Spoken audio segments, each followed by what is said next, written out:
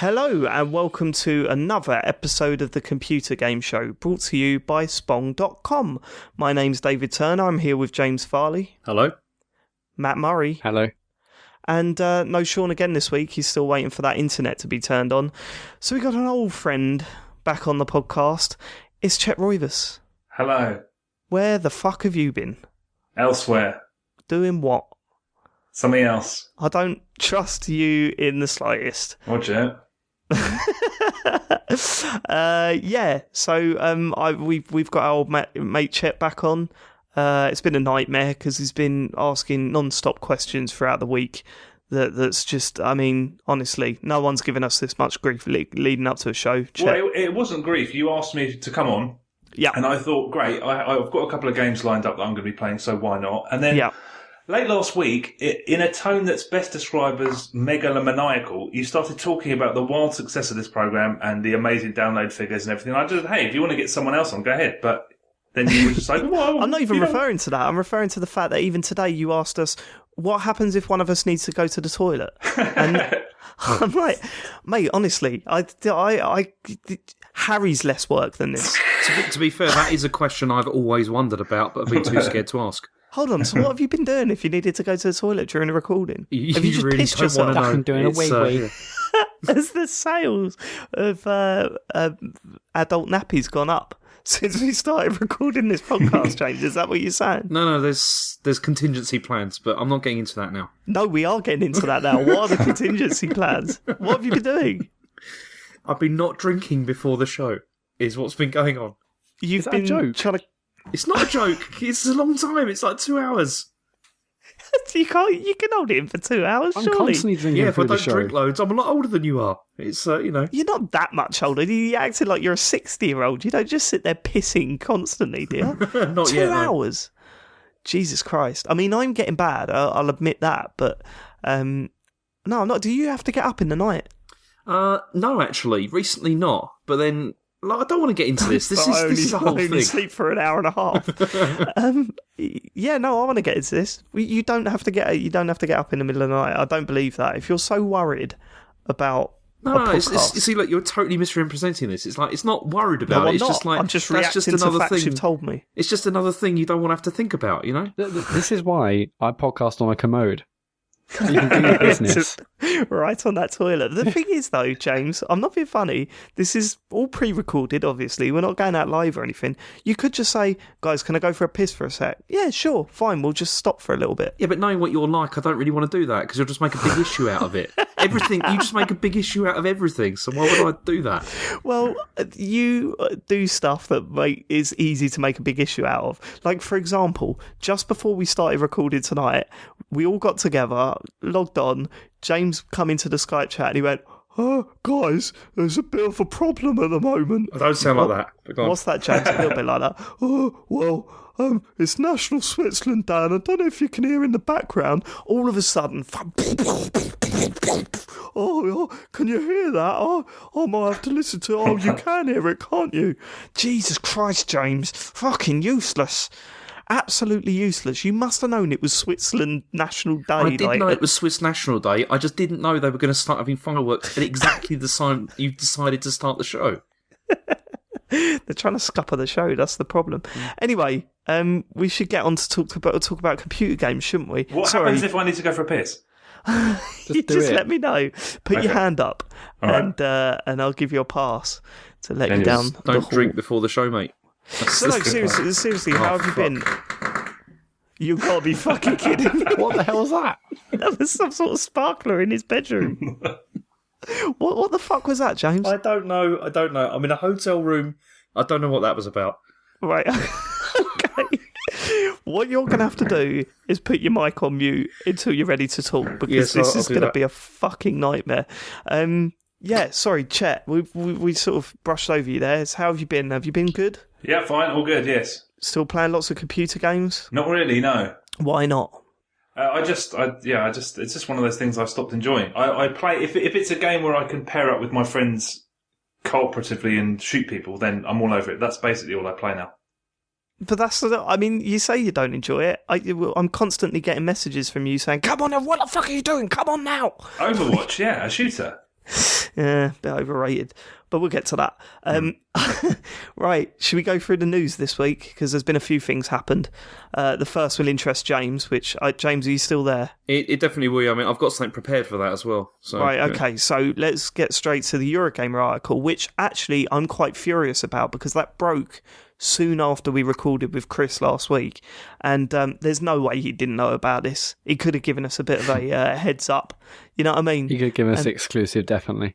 Well, not even an exclusive. I mean, if they want to put it on their little website first, then fine. But at least let us talk about it the next day when our podcast is released, for Christ's sake.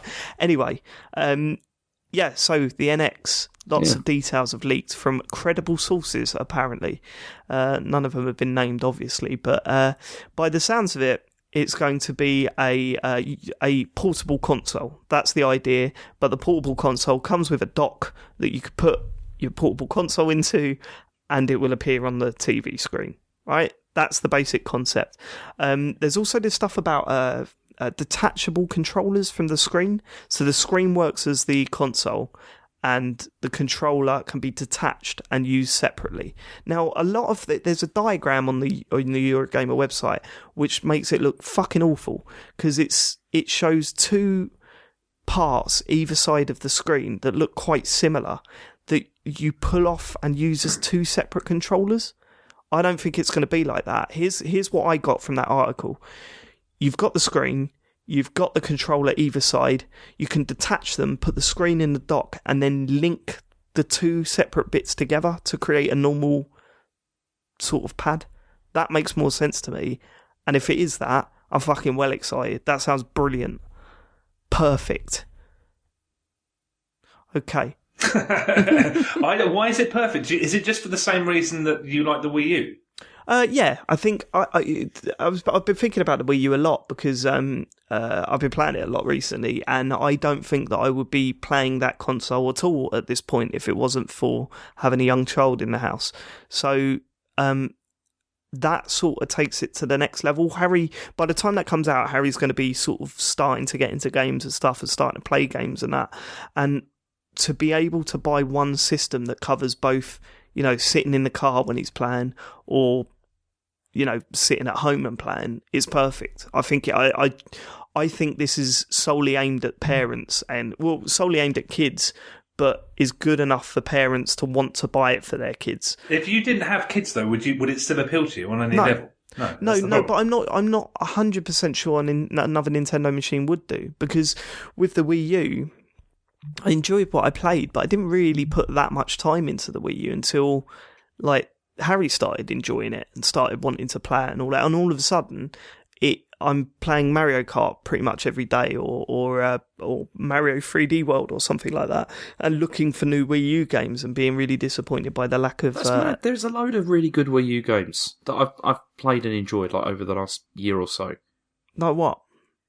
I can't think of them off the top of my head, but there are some good ones. Here's the thing, though, James. I'm just talking about me personally. I'm not having a go at anyone specifically if they're enjoying games on it. I mean, that's fine. What I'm saying is, personally, there's not a lot of games on there that I want to play, so I'm looking for games that Harry can watch and I can play at this point. And there's not actually that much. Is there really? Bayonetta 2? Exactly. I ain't going to sit and play Bayonetta 2 in front of him. Why? Oh, in front of your kids. Okay, fair play. But that's the thing. But you could play that on off screen, can't you? That's the other reason it's been great to have, because I've been able to play stuff like Bayonetta that I wouldn't, I couldn't play before in front of the kids. So yeah, but you're completely missing my point. I don't really. I mean, I liked Bayonetta, but for some reason, you lent me Bayonetta 2, and I played it for about an hour or whatever, and I was kind of like, okay, yeah, it's probably an excellent game, and people love it, and that's totally fine. I'm not challenging them on that. It's just I'm not really up for another Bayonetta game, so that kind of writes that out for me. As I say, this is all a personal experience. This isn't like this is what everyone should be feeling. I know that's not the case. But with this next one, hopefully, if it does cover the ground that I think it's going to cover, and if this Eurogamer article is spot on, then I think that it will sell a lot more, because it will still appeal to its core audience, but it'll also appeal to parents that will find the benefit of having a system that you can be taken around with you as well. You know what I mean? And that way it will sell more, then hopefully get third party on its side, and and start taking off from there. So the only problem with that is that parents have already got one of those and it's an iPad. And it's, Yeah, I don't know, but the games on iPad are not. Maybe they don't care. I don't think people care because they're like free or really cheap, and people just don't seem to care about quality that much. But we know now that like kids still love Nintendo. They still love the Mario and your basic Nintendo shit. I don't think you can write that off that the iPad can replace that stuff. No, I'm not writing off. I'm just saying I don't think that. I don't know. I think there's a shift. There has been a shift, towards just like iPad and stuff like that. Yeah, I don't know. I think it's going to be tough for Nintendo to get into that again. I mean, I don't necessarily agree with that. I think that is a different sort of audience. I think when kids are starting to get into computer games, they're not going to be satisfied with iPad gaming, and they'll still want to play, games like Mario and all that sort of shit. But this, you're talking very specifically like this is going to be aimed exclusively at kids. I mean, as an adult, have you ever played a game at home and then gone somewhere and just been like, I wish I had this in my hands right now? Because I haven't felt like that since I was a kid. No, absolutely not. I don't play games away from home at all anymore, and it hasn't really bothered me. I don't think I've missed that. This is what I mean. So an adult who's a Nintendo fan is going to be getting, again, a less powerful console than the competition, but there isn't. I mean, this gimmick, I don't think it's going to affect the gameplay at all. I doubt they're going to build games around it because they learned that lesson with the Wii U. So I don't think it'd be something that they'll. I don't see it as a gimmick at all, really. I see it more as a. Maybe the only gimmick is that you can play it on your TV screen, and it's primarily a handheld console. I don't really see it as a gimmicky machine because that's what I was saying. I do not imagine that they're planning to base games around that functionality. I'm sure it's going to be to benefit people like you, but adult people who still love Nintendo and still play those games. I think it's going to be easier than ever for them to just ignore it. Really, I see, because I see Nintendo fans just wanting it regardless. Well, it depends. I mean, this is the problem. It's so pointless trying to envisage what this machine's going to be like until you see what the games are like. That's always going to be the issue. Yeah, obviously, it needs to come out with a strong launch lineup. But what else could they have done, though? Because could they really release something which is basically exactly the same as a PS4 and Xbox One? Would people still buy that when they've already I would have bought a super-powered Wii. That's what I would have bought. That's as powerful as the competition, but it's a Wii. But that's just me. What the general public, I don't know. But it just seems like it's so tailored towards, like the scenarios you're talking about, where you want to watch TV or you want to sort of your kid to be able to take it away. But you want innovation from them, and that's so the hardware is not what's exciting at the moment. We just have to wait and see what the games look like. I mean, I think you're right. I mean, the hardware, if this stuff is all true, and we have to stress it's not been confirmed by Nintendo at all, but I do find that actually exciting because I think I don't play with my 3DS much anymore.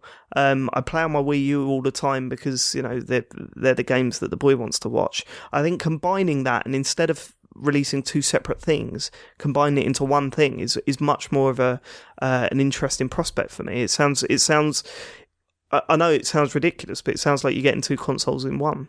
And I think that's going to appeal to quite a few people. And you say, but is the benefit of this mainly focused at kids rather than adults? I think but that's the audience maybe that they want to go for now because that's the audience they started on, and that's how they got big in the first place. Do you know what I mean? I think for people who have owned both 3DSs and Wii's or Wii U's, it's great. It's like it's one system that plays both. Plays both ways. You don't have to sync saves or to buy like a separate 3DS version of Monster Hunter. You can just buy the one version and play it on both platforms. Well, on both methods of the same platform. But for people like me who doesn't really play doesn't play any handheld games, I've got a Vita and I might take that away if I'm on a long train journey. But typically, I'll just probably play on my phone.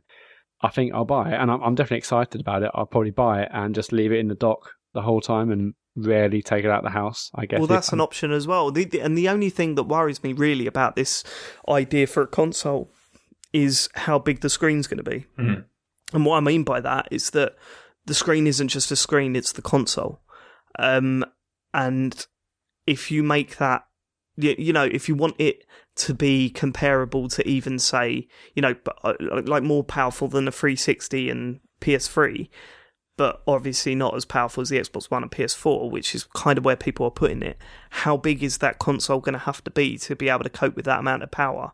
And in turn, how portable is that portable side of things going to be? I'm not 100% sure.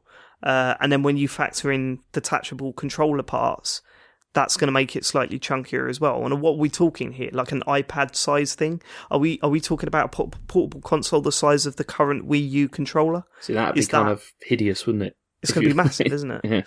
Yeah. So I'm really, really excited to see the announcement now, because I this stuff looks legit. It makes sense to me. I think there's a successful idea here, but it's just making me really excited to see it and see how it works and see how it's put together, what it looks like, and how big it is. Basically, I think it's going to be. I mean, what if they go for different sizes and stuff? That could be. I don't know. It's going to be weird. It's going to be weird. There's one other thing I wanted to talk about, which was the storage medium that we. No, let's skip over that. Can I just play you something? I've got something. Hang on, I'm just going to try and play this. Hang on. Is it some fireworks? But yeah, you've written something on my screen, James, that I have no idea what you're talking. The NX will be cartridge based. Well, no, this is no. The rumours are that they're gonna abandon optical storage. Like, who's laughing now, Matt? Well, okay. Well, in my defence, it's because you said cartridge. When you said cartridge, I thought N64 style cartridge. If you said card, yeah, I thought okay, it makes sense. Yeah, I don't know. Right, okay. So slow down. So who are you angry with here, James? Well, I'm angry with all of you because as soon as I said you, first of all, you were dismissively saying like, "Oh, what have you written down here? What a load of rubbish." That's because James, you keep writing bollocks rumours every week. This wasn't right. Okay, slow down. Right. I said, what have you written here? Because it was nothing that anyone had heard before. It was just a weird thing that you'd written down. And it was kind of like, what the fuck? Where's this come from? Why is this come from? It hadn't just come out of nowhere. It come from where I'd read it. Right. Okay.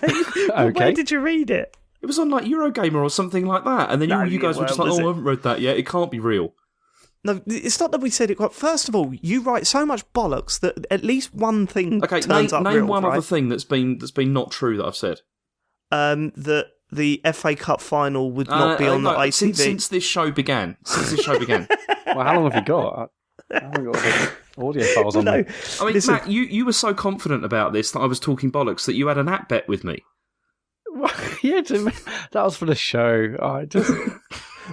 And I will say that in my defence, I wasn't 100% confident that it wouldn't be, cartridge based or not.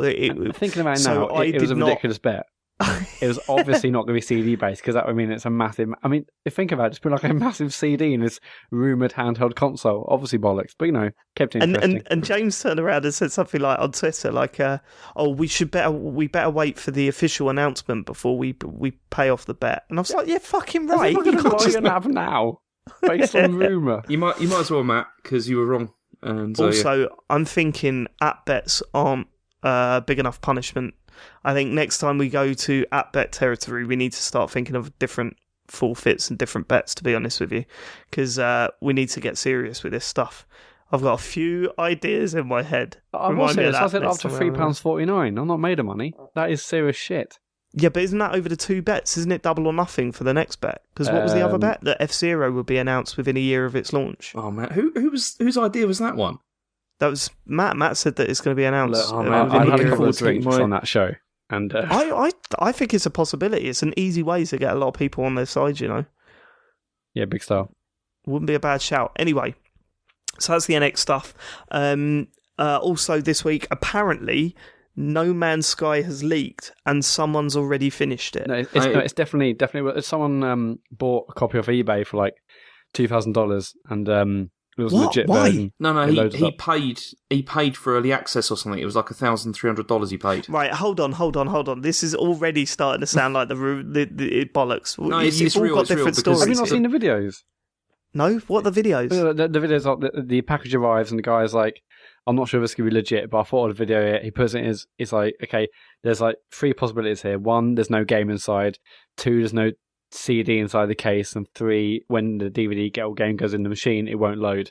He opens the package, there's a game in there, there's a CD in the case, it loads up and starts installing. Then he opens some champagne. I assume it's the same guy who's done this, who's finished the game already. But he didn't show any footage of the actual game on the screen. Yeah, this guy that I've been reading about posted a bunch of videos to YouTube, but then took them down later. Because he said I didn't want to, because apparently the developers got in touch and were annoyed that he'd already done it. What's interested me about this game the most over the past 2 weeks is that people really seem to want it to fail for some reason. I mean, first of all, you had the announcement that it was only 6 gigs, and then people were kicking off about that. Now there's the guy that's finished it said he did it in about 30 hours, and people are kicking off about that. And it's just kind of things like, it's one of those games that people seem to have already kind of made up their mind on. That they seem angry that it's even coming out. And there's been various different points throughout the process, the development process, that people have made these big, oh, look at that, that's awful. Do you remember, you've had this repeated messages over and over again and showing us the same thing. You had the fact that when the price was announced for it, people were going mental and saying, how comes they're doing this? And why is it a full price game? And it just, the anger towards it is really weirding me out here. And James, you got a theory on this, right? Well, see, I think this is kind of like the Peter Molyneux thing. What do you mean? Well, it's it's like the Fable thing, where it was like, he made all those promises and then, they didn't kind of pan out, and people are kind of looking at this in the same way. It's sort of like, they promised a lot with this, and now it's not going to, so people are just going to keep, complaining about it, even though the game's probably really good, they're just still going to say, oh, it didn't, it's not what we were expecting, it's not, it's not living up to it. But I don't think they've actually promised a lot, really, have they? Well, they promised a huge galaxy, haven't they, that you can go anywhere, explore anything, and all that kind of thing. So if they provide that... I believe they can do that. Mm. This is another one of those non-stories that comes out before every hyped game. Somebody completes it in the blink of an eye. It's a complete non-story. Do you think it's a non-story? You can technically complete Destiny in probably about 8 hours, I guess. They always do it. They always, you can race through Grand Theft Auto games in far less time than it will take most people. It's not a story. This is always just fucking fodder, as usual. Yeah, you're right. There is this sort of weird focus on how many hours a game takes to complete, and then that being, representative of the content within it. But the No Man's Sky, I honestly know almost nothing about. But the whole idea is that it's exploration, isn't it? And that's not. Yeah. That's what people want from it. The fact that you can sort of mainline the story missions doesn't make any difference on what the game actually is, which I'm sure is something that could last technically forever. Yeah, you're right. I mean, you look at the Fallout games, and you've got games those games you can blitz through in about 8 hours, really, like if you follow the main quest. But then there are still people that haven't completed the main quest because they're trying to do everything in the game. Like, how many hours did you spend on that, James? What, on Fallout? Yeah. I don't know, maybe about 50 or 60, I think. Yeah, see, it's just nuts. That was just not anywhere near as much as I'd spent on it, to be honest with you. I think I was done in about 12. Because, the only thing with this is this guy, because people were saying, oh, you've just, rushed to the end and everything, and he was like, no, I've done a lot of other things. I, stopped, did exploring and stuff like that. And that's... I did a bit of exploring. I stopped everywhere now, I named something. Totally didn't explore. So that's why people have been getting, upset, because it's the whole, it's the whole usual, entitlement thing of, people, but even though... Well, I think what it is with this game, people really want it to be good, but people don't trust the developer, I guess. They don't trust it. They don't trust the game yet. And it's made this weird sort of feeling amongst, the usual people on Twitter and stuff like that, where they don't know whether to commit to getting excited over it or not. I'm definitely getting excited again. Obviously, at E3, when it's first announced, it seemed amazing, and then there's 2 or 3 or 4 more E3s where we saw the same stuff, and we're getting a little bit bored, and no one really knew what the gameplay was about. But after watching these 4 recent launch trailers that they shown over the last week or 2, it does seem really, really interesting, and I'm definitely bang on for getting it again. Yeah. No? Have you watched the trailers or what? I haven't watched the trailers, no, but I don't think I need to. I am pretty... The closer we get to launch, the more excited I'm getting. I don't think I need to watch the trailers now. I am starting to feel it a little bit more, and I think it's mainly been about like the sort of back and forth with the information we've been getting about it that sort of kept me interested. But that's building now, and you know, either way, if it comes out and it's shit, or it comes out and it's amazing, I think it's going to be this sort of title that people remember for a long time. You know. Yeah, I think even if it is crap, there will still be a huge pocket of people who just like play it for a billion years and never stop. Yeah. I think for some people it will be their favourite game ever, even if it isn't, you know, a 10 out of 10. I actually think it reviewed fairly well. I think people need to put expectations sort of to one side and just review it based on the game's merits and go from there. Obviously, you hear about universes and millions of galaxies and stuff, and you know, and this has been hyped for, you know, since it was announced like 2 or 3 years ago or whenever it was. But I think when people just review based on what it does, I think it'll do fairly well. This is one of those games. This is one of those games that I think highlights the problems with the way games are reviewed at the moment. Because this is the kind of thing that should be reviewed in stages over the course of like a couple of weeks or a month. Because you can't. I think a lot of the reviews that are going to come out and race to meet the embargo are going to be. They're not going to have all the information. No. And have they announced if they're going to expand on it as well? They have to, right? I'd imagine so. It would make sense, surely. But yeah, but then surely that goes against the sort of concept of the game that is so massive that I don't know. It's weird. I don't know how you would do it without changing the mathematics behind it or whatever. I don't know how you can add content to it, but weird. Anyway, it's one of those games that I just think is going to be so different to anything else we've ever played that it's going to be exciting. Whether it's a success or not is another story. I can't believe it's out a week. Well, it's out on the 9th of August. It's come around quick, isn't it? So by the time this show goes out, it'll be out in 6 days' time. Mental. I saw this pretty good comment on Twitter that was like saying like what you were saying, Matt. It's probably going to get like 8s and 9s everywhere, apart from Polygon, who will give it a 4. You know, James, do you feel like you're missing out by not having a PS4 to play it on? Not really, because they've said that it may come to Xbox One like in the future anyway. So you know, I don't know, maybe it'll turn up a bit like Inside. You know, that looks like that's coming to PS4 now. So yeah, I did that. That was I don't think because I was quite surprised that Microsoft weren't bigging it up as like some big exclusive, were they? I didn't see anything like saying I guess only they didn't on Xbox because maybe like they knew this was always on the cards. Yeah, and that also stemmed from an automatic website that picks up newly released or newly submitted achievements, right, or trophies on the PS4. So and it picked it up immediately that there were some trophies available for it.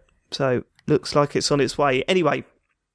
I wonder if that new Nintendo machine is going to have some achievements, trophies. I wonder if they're finally going to jump on that bandwagon. Yeah, have they done that in any of their stuff? It's some in-game. There will be like individual games where you can have little sort of badges to pick through and stuff, but not across a system. No.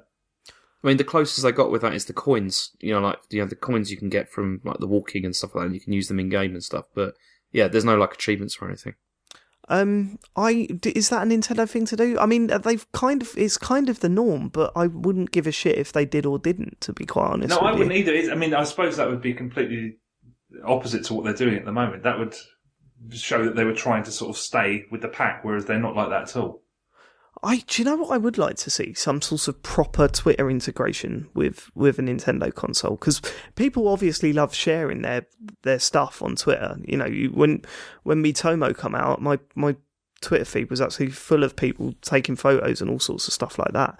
And although there's Twitter integration with Xbox and PS4, it's not brilliant. Do you know what I mean? But they'll want to do it's it much improved. with their own. They'll want to do it with their own Nintendo, what they call it, Miiverse or whatever, instead. You can't currently share things from Miiverse to social media? No. No, okay. Can you not? I don't think so. I've never seen the option for doing that. I think, because you know what Nintendo are like, it's all like very like locked down. You know, like I don't everything. know, man. I'm pretty sure I've shared something from my Wii U to Twitter before. But then I think I had to use the in-browser Twitter thing, like the web app. I guess they're going to migrate from friend codes to Nintendo IDs, right? They're going to definitely. That's well, definitely. I guess you would hope so. We'll see. Anyway, right, let's move on to stuff we've actually been playing. Chet, do you want to kick us off? Sure, yeah. I've been playing Prison Architect on PS4. Has anyone played this? No, heard about I've it for not played years. it, but I know a lot about it because it's been around for absolutely years. It seems like every time I went to EGX, there was a booth set up for Prison Architect. So tell us about it. What do you do? What's the point? Okay, well, I don't want to go into massive amounts of detail because it is a huge game, and I've played it for about 10 hours, I think, maybe 12. But so far, it's overwhelming and overwhelmingly good. It doesn't. I know it was crowdfunded, but it doesn't feel. It feels like a game that was fully funded by a massive developer, a publisher. Sorry. Just because the amount of content in it is it's flabbergasting. I'm not just talking about maps and stuff. I mean, if you can imagine a system that would be in a prison game, they've implemented it somewhere. It's an amazing thing to see. But it's also got a really genius tutorial, and I've never seen it done before. It might have been done in games that are like this, but I've never seen it before. It's a glorified story mode, but it's called Prison Stories, I think. And it has a narrative, but it's nothing but cliches. It's the oldest chestnuts in the world. So there's a story about a brash warden who's sort of squaring off against this really idealistic doctor. And then there's this mafia family that's falling to pieces and backstabbing each other. And then there's a husband going to the electric chair because he found his wife in bed with another man. It's completely unoriginal, but it's so totally engaging that when the mode finishes, and it takes about 4 hours, 5 hours, I realised that I had like a totally unmanageable amount of systems in my head without even realising it. So by the end of it, I knew how to deal with some of the biggest incidents that can have, like fires and riots and stuff. When you actually start the game proper, you have to build your prison from scratch, and that takes a while because the navigation on PS4 is a bit finicky, and it doesn't tell you anything in the tutorial about how to build a prison. So that takes some time to get used to, and you're never told when you do something wrong. It never tells you not to do something. So, for example, I almost built like a gymnasium or a common room, and it would have breached the perimeter of my jail. Apparently, if you do that, like all of the prisoners like just go mental and start trying to jump out over the wall. How do you mean? You built a gymnasium, and what was the issue? I built a small prison, and it was all ongoing, and everything. All the systems were in play, and I had some prisoners and all this stuff. And I thought, okay, I've got some money, so I'm going to build. I think it was a common room, and I put it in an area that if I had have done it, it would have breached the perimeter of my. And it doesn't tell you, hey, don't do that. It doesn't. I see what you're saying. So, like, part of it would have stuck out. Yeah, so it would have been like there would be prisoners in the common room. There'd be a window out with like, and they'd just all jump out of the window. But it never tells you when you could possibly make a mistake like that, because I think there's only about 3 or 4 fail states. It's not, in SimCity, when if you fuck things up royally, people just move house. Here, obviously, they can't do that, so you're stuck with it. And I think there's only a couple of scenarios where you can actually outright fail. And I suppose the tone's a little bit weird. There's a CEO who sort of talks you through the tutorial. And sometimes he'll say things like, we've got to help these guys that are on drugs. We've really got to help them. And then there's like a stabbing in the shower, and he's like, this place is pepped up. It's so much better around here. And then there's a bit, I can't remember what the scenario was, but he just comes out with butter my ass. And I think it might have been in a riot or something. And I like an Alan Partridge quote as much as the next person, but I mean, it just seems completely out of whack. Yeah, it seems a bit weird, doesn't it? Yeah. It's hard to talk about because it's so massive and sprawling, but it just really hits on how difficult it is to run a prison. Because my journey was like many other people's, in that I started off with a small amount of prisoners, bookshelves everywhere. They had their own TVs. I had like well-stocked, I tried to make it like a really, really nice open prison. Hold on, it's not a hotel. You turned it into a Daily Mail. Yeah, just a bit European, a little bit like, hey, let's help these guys a little bit. But the thing is, after a Daily while, Mail story. Yeah, that's what I'm saying. After a while, PlayStations.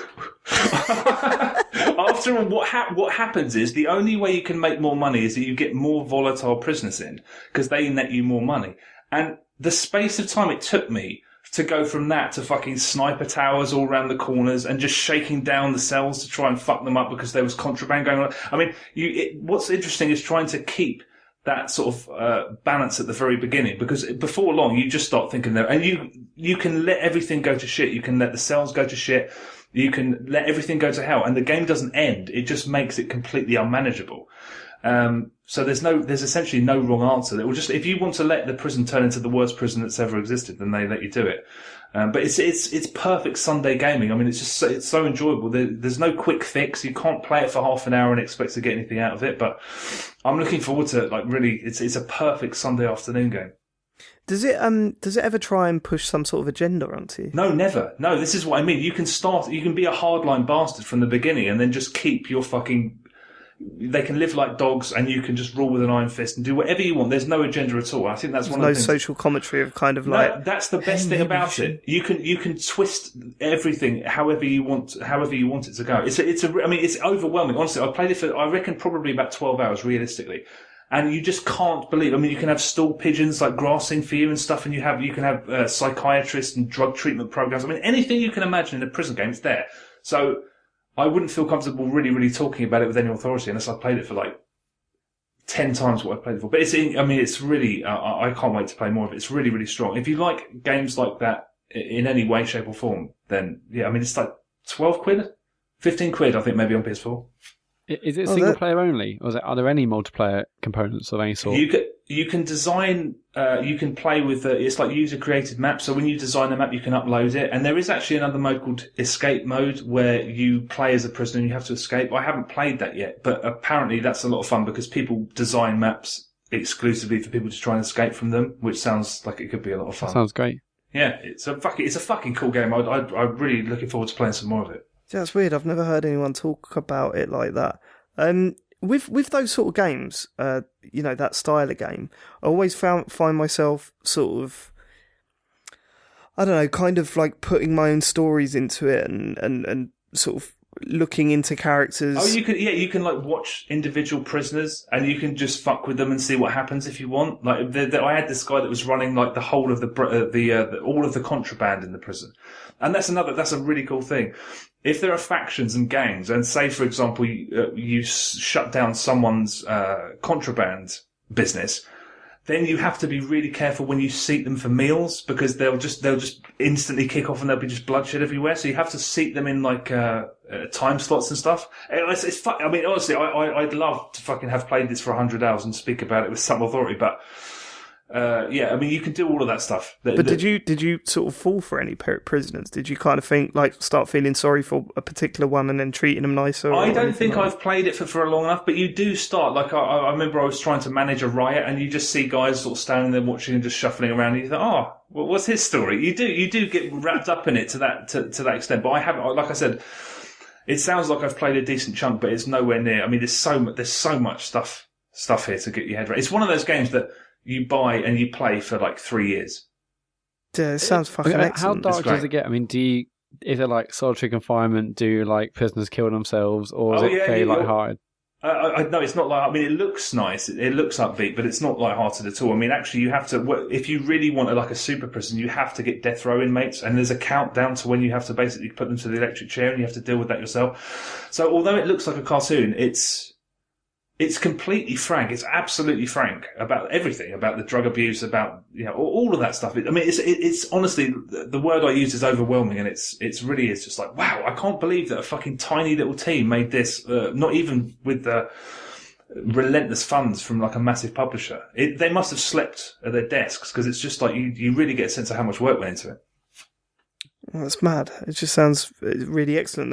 But the only sort of negative I could take from what you've said is that you if it does deal with those serious subjects and stuff, when it does make those tonal shifts, Alan Partridge quotes, that only happened in the tutorial. The tutorial is especially weird because you don't really. He was a CEO. He was basically a glorified, just a tutorial element, but you don't really deal with anyone so much when you're actually in the game. You've got the job and you go and do it. There are interactions from other characters, but for a game that looks so upbeat and is kind of colourful and everything, it really doesn't shy away from anything. It's a really remarkable game. Like I said, I wish I'd played it for so much longer. Is there any news on El Chapo DLC? Not yet. I have no idea even if they're still working on stuff for this, so they might have moved on. But I'll play that El Chap. That'd be great. As soon as he's in, it's like you get a notification, prisoner in, notification, he's left. He's gone. Oh, was that dude that sort of just broke out? Yeah, he's always breaking out. What's the latest with him? I don't know. Probably in between prisons, probably. Yeah. El Chapo chat. El Chapo. James, do you want to come in with one? See what you've been playing. Yeah, we'll see. Okay, I've been playing Metroid Other M. Jesus, pick it up, James. Because the thing is, Well, no, because this is a game from like a long time ago, and so well, it is. It's from quite a long time ago, and I don't know if anyone's really going to care that much. This hasn't been out for a long time. Yeah, I've been playing Metroid Other M. Which, has anyone? This sounds like a Chet game. You played this, right? I played it and really liked it. I think it came out, got a decent response critically, and then everyone decided that they hated it. But I thought it was really good. Oh, really? I thought this was one of the games that everyone thought was like one of the best games I think ever. the thing that really wound people up is I think it was the first time Samus has spoken, or it was the first time you'd seen her without her helmet. There was some law that was broken, and that's what. And there is a kind of cheesy story, but that didn't bother me. I mean, and the game is just, I thought it was pretty great, but my memory's hazy. What do you think then, James?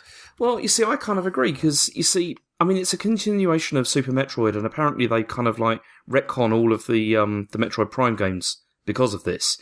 And a lot of people do seem to really hate it, but I'm kind of enjoying it. I mean, it doesn't really feel like a Metroid game at all, but it's still a good game. Is it a first-person game like those? Well, you see, I think one of the problems with it is that when it was kind of first announced, they kind of made out that it was sort of returning to this sort of 2D kind of perspective of like the older Metroid games. Right. So people got very excited about that, but it's not that kind of game. I mean, it's not even in 2D. It's sort of it's a 2D game but in 3D, which I know doesn't really make much sense. But yeah, that it's 2.5D thing. Well, yeah, I mean, you can move into the screen and sort of out of the screen, and there is sort of, I mean, you only use like a Wii remote. With just the D-pad, which doesn't really feel very nice considering the fact that it is sort of 3D movement.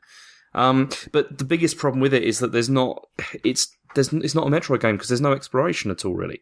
It's like, one of the joys of playing Metroid games has always been this idea that you sort of explore this sort of hostile environment, it's very lonely, there's nothing around, you just have to keep trying to find where you've got to go next. Where in this, they give you the full map right from the beginning and say, go here. And it's just really, really linear. Just go from one place to another.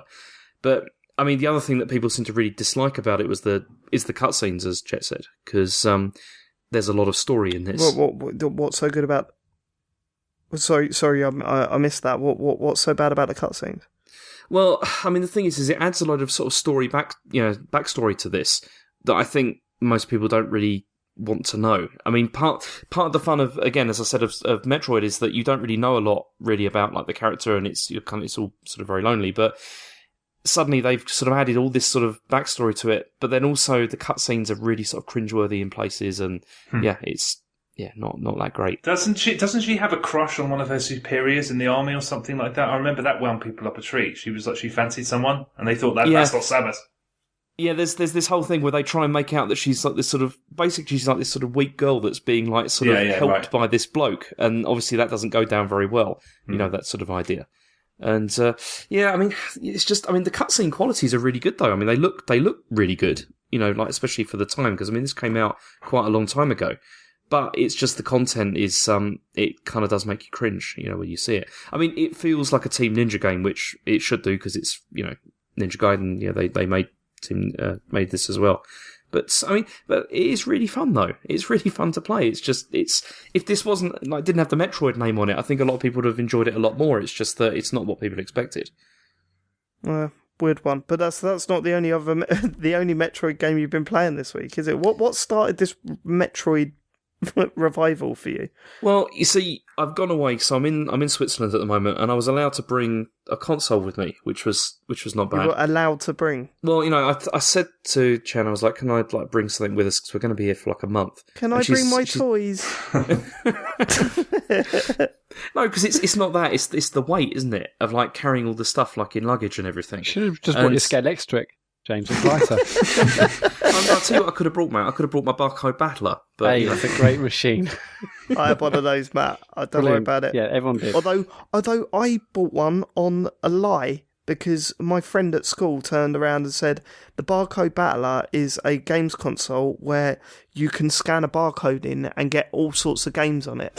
So you can scan one in and you might get Sonic. Mario 7. I thought that sounds brilliant. I will try that, and then I got it, and it was just a series of numbers on the screen whenever I fucking imagine that if the barcodes generated the game, a random game, that'd be amazing. I was so disappointed. I think anybody that bought one of those was disappointed.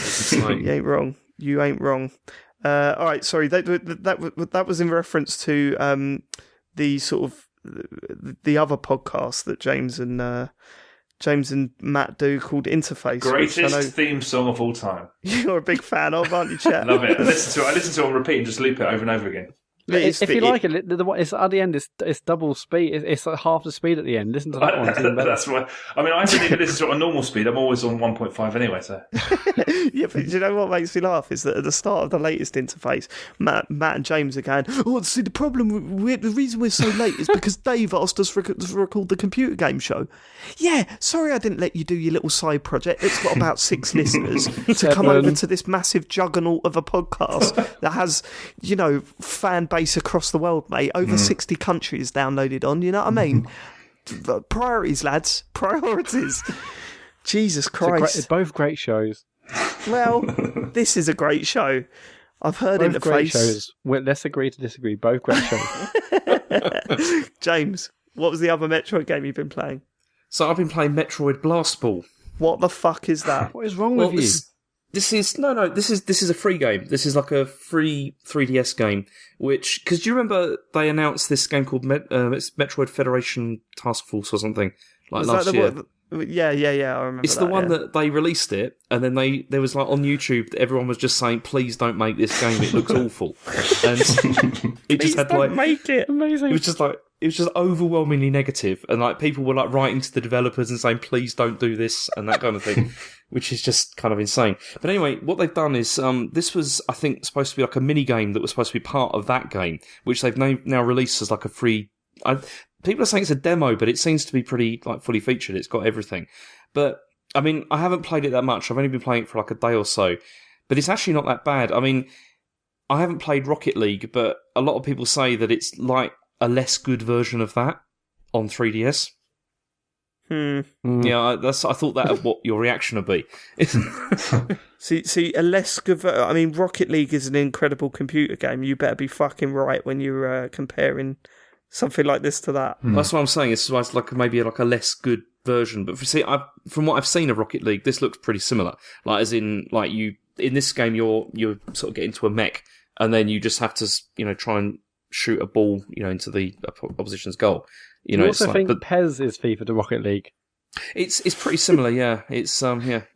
But is it right? Okay, so I mean, I assume it's against bots and stuff. You're not actually playing against other people, are you? No, it has online as well, which is where, I mean, playing against bots is, as you'd imagine, really boring and not that good. And actually, when you play online, it's quite fun, because it's basically like 3 against 3.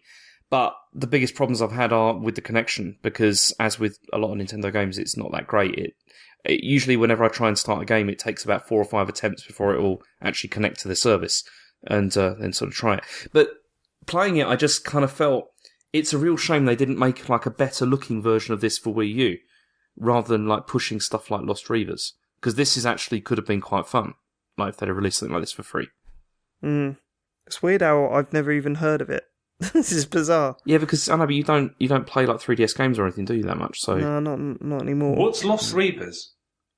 Oh God! Right, so what was it about 3 episodes ago? Sean Bell said, "Let's all try this free. It's a free-to-play online third-person role-playing game, sort of action role-playing game on the Wii U." And he said, "Let's all try and get together and spend a night on it." And it's one of the worst nights of our lives. It was so bad. Yeah. Like, I mean, so bad. It's just absolutely fucking appalling. I mean, it's distasteful. It plays like shit. It sounds like shit. There was about 4 people playing it in the world. And, yeah, just, I mean, give it a go. I will. I'll be all over that. Well, it reminds me of Devil's Third, so you might be bang up for that video game. Underrated. You have to be ready though, because it's like I think it's like a 5 gig download, which you download, and then it's like, oh, here's another 5 gig like patch for it. That's right. Yeah. I love games like that. Right. Okay. So, Matt, what have you been playing this week, sir? Well, I played a bit more GTA Cunning Stunts. That's still brilliant. Yes, we did. Still it's got more legs funny. to it than I thought. It's got more legs to it than I thought. Yeah, I think I'll keep going back to that. I mean, it's still got the same issues. It takes a long time to get into different games. But we had loads of races the other night, Dave, didn't we? Where it was just 16 players the whole way. Friday night, we sat down at 10 o'clock and we didn't go to bed till we didn't turn off the consoles till about 12:30. We played right the way through, and if it wasn't for the fact that I was insanely tired, I could have played that all night long and been quite happy. It's properly got that one more go of feel to it, isn't it? Mainly because you do really poorly and you just think, I can't end on that one. It's one of those sort of games, you know what I mean? But just so much fun to play. Every time I've played it, we've been in fits of laughter. When we played it with, so you weren't coming on. What was it? I think it was Saturday night.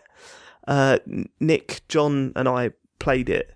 And there was one point where we were having a laugh and a joke and everything, but at one point it went to the guy that won it, and they do that little celebration. Yeah. Oh, so you made a video that I saw that on Xbox. It was a man doing the thrusting thing with his arms, but just in some pants. And for some reason, I was failing to catch my breath. It was so funny. It was so perfectly done that, I thought I was actually going to die from laughter. That game knows how to make people laugh, and I think it's fully intentional, because there's nothing funnier than watching your friends spin out into the fucking, into nowhere. Yeah, it's incredibly funny. You always guarantee a laugh or two playing that, and I think I'll keep playing it. Obviously, the menus are still gash, and it takes ages to get a game, etc., etc., but when you do get a game, and there's loads of people in the race, it's brilliant, brilliant fun. Yeah, that's the biggest problem, isn't it? Is that, we played for 2.5 hours, but we played probably about a third of the amount of races that we should have in that time. A game with a better online system would have just had you repeatedly going into races without all the bullshit that goes along with GTA Online. It's so weird because Rockstar are so proactive about maintaining their games for long periods of time, but they seem to have they seem to be happy with the matchmaking system on the current gen version of GTA. It's clearly fun.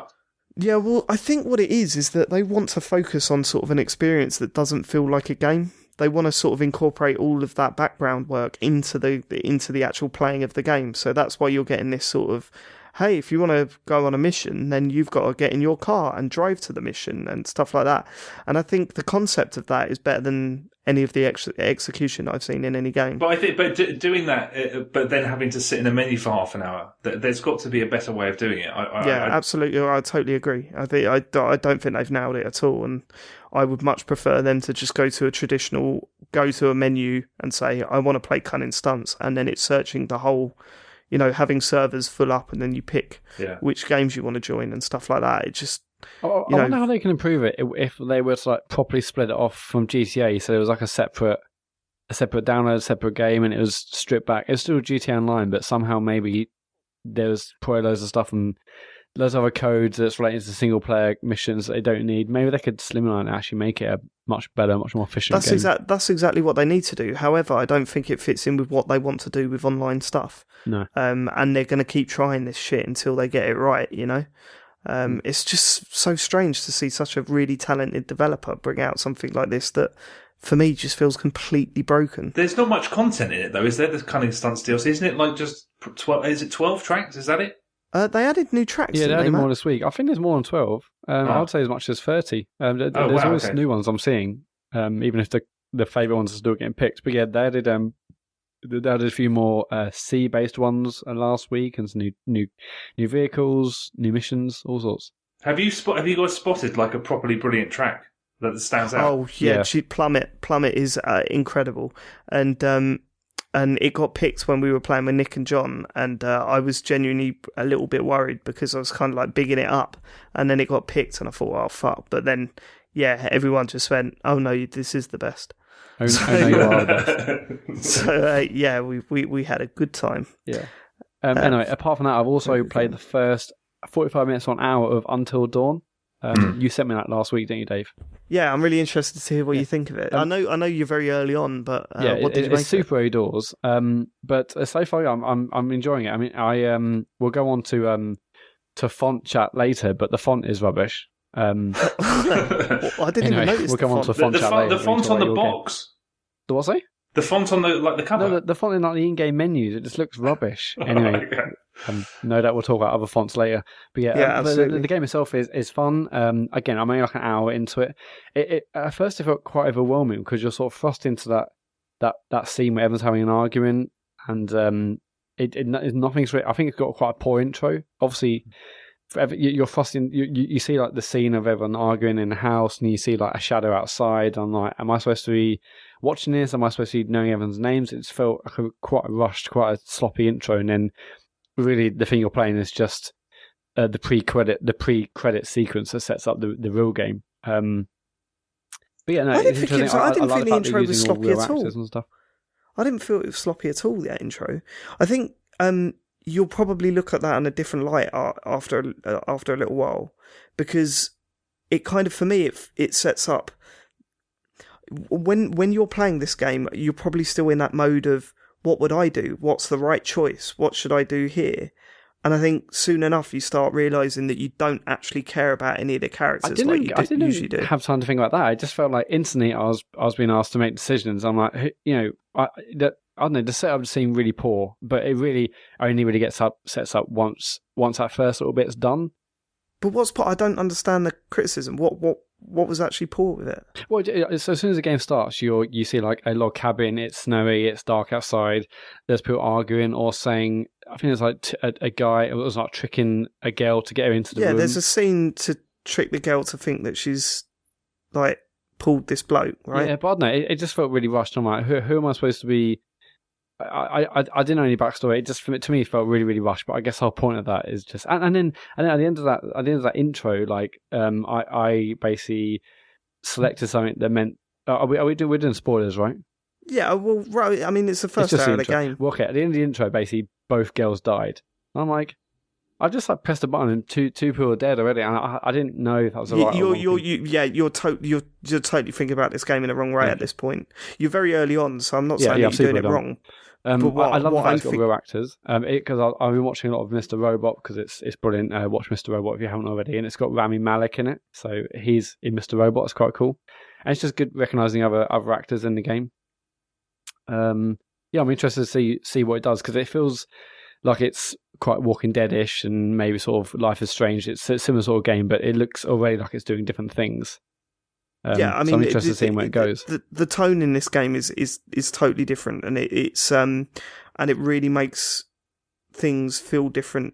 Like, it makes you make different decisions than you normally would in these types of games. You'll make decisions in Until Dawn that you would never make in The Walking Dead, because in The Walking Dead you feel like you're amongst them. In Until Dawn you feel like you're playing with them, if you know what I mean. Okay, cool. Okay. You're definitely more of a director than you are projecting your character onto anyone. Yeah, the game is very explicit about that as well. You're clearly being sort of it's clearly telling you that you're sort of a puppet master in the background. Yeah, and there are like arguments. There are big arguments where it's like there's the nice option to try and calm down the situation, or there's the inflammatory option. And I think that was the first time where I just went, like, I would usually in that sort of situation say, right, let's try and calm everyone down because I want everyone to get on, so it might help me later on down the line. On that one, I was like, no, let's see the drama. Let's really wind these characters up and then see where it goes from there. You do feel like you're playing with the story more than that's quite interesting. Are. Interesting way of looking at it. Yeah, well, I'm certainly interested to play more. Definitely. You know that bit where they fall down the rock at the start, the two girls, and crack their skull? I pissed myself laughing at that, simply because I wasn't worried about losing a couple of characters at that point. I was more the fact that it gave you that warning beforehand, and then all of a sudden it played out right in front of me. It just made me laugh. It was just. I thought it was quite funny. Did you drop the girl, or did you drop both of you? I let go. Yeah, I dropped both of us. I let go. So, and then, like, it was because you saw that you have a little hint to what comes up in that game, right? Yeah, all possible you things that like could a happen. Totem, and it shows you like a body hitting the ground. Yeah, and so I saw that, and then when it played out straight after I'd seen that, I just laughed because it was kind of like, okay, yeah, that's where it's going. Then that's what happened.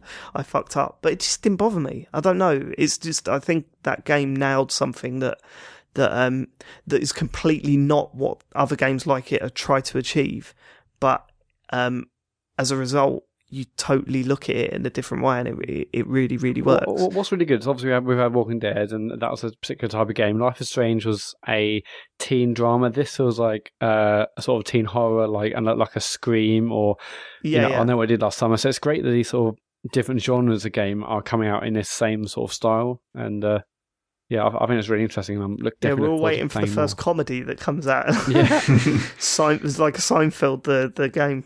That'd be brilliant. Bow, bow, Is this- bow, bow, bow. And then, is this PS4 only, this Kramer game? walks in and starts being racist to everyone. I think it is love that PS4 episode. only. I think. Yeah, it is. It's in-house, I think. It's second party, I think. Right. Yes. Okay. I'll drop one of my games now. I've been playing We Happy Few, which is a game that was announced at E3 this year, got everyone excited, and then people started making up in their heads what they thought the game was, and it comes out and it's not that game, and then they got angry about that. Well, I think As if it everyone was made the up what game's they fault. thought based off the stuff they saw at E3. That's what I'm saying. And for starters, right, okay, so this game isn't officially out yet. It's in early access, or preview is what the Xbox version's calling it. And I think this could possibly be the worst game to put into preview state that I can think of, because when everyone saw that trailer, so if you've not seen the trailer to We Happy Few, it's a game that's coming to Xbox and Steam. It's set in sort of London, but a fucked up way. It feels like Clockwork Orange, right? So everyone's walking around with these like weird painted faces, and they're all saying all these chirpy Cockney phrases and all that sort of stuff, and weird babble. Just like in Clockwork Orange, it's a little bit more bright and colourful than Clockwork Orange ever was, but it's got that same feel to it. And the idea is that everyone's taking these drugs called joy, and then if you don't take your drug, then you start seeing the world for what it really is, and you soon realise. So the example they give you in the intro is you see some kids hitting a piñata on a table. And then it breaks open, and they're eating lots of candy off the table that have come out of the thing. If you don't take your drug, then you slowly start to realise that that's not what they're hitting. They're actually hitting a rat, and they're eating its insides. And then you realise how fucked up things are around that place. But because you were drugged up before, you didn't see that stuff. Anyway, so everyone sort of saw this as the new BioShock, and it was going to be a story-led sort of game. And then it come out that actually it's not that at all. It's kind of like is it called a roguelike? Is that the right phrase? James, what's a roguelike? Sorry, I had one. Is it? Yeah, isn't a roguelike it's where it like generates each time, not something different. Yeah. Oh, yeah, so yeah. it's exactly that, and it generates new stuff each time. And it's got permadeath and all that sort of business around it. And it's sort of more of a survival game that feels a lot more like a Don't Starve than it does BioShock, you know what I mean? The problem is that people wanted a story-driven game in this setting, because the setting looks incredible, and then all of a sudden, and the story sounded good as well, and then all of a sudden it wasn't that.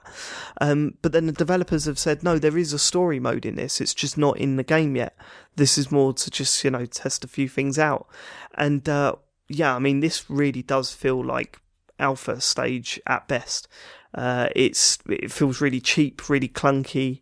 Some of the mechanics don't really work properly. You don't know when people around you are angry at you or if they're okay with you.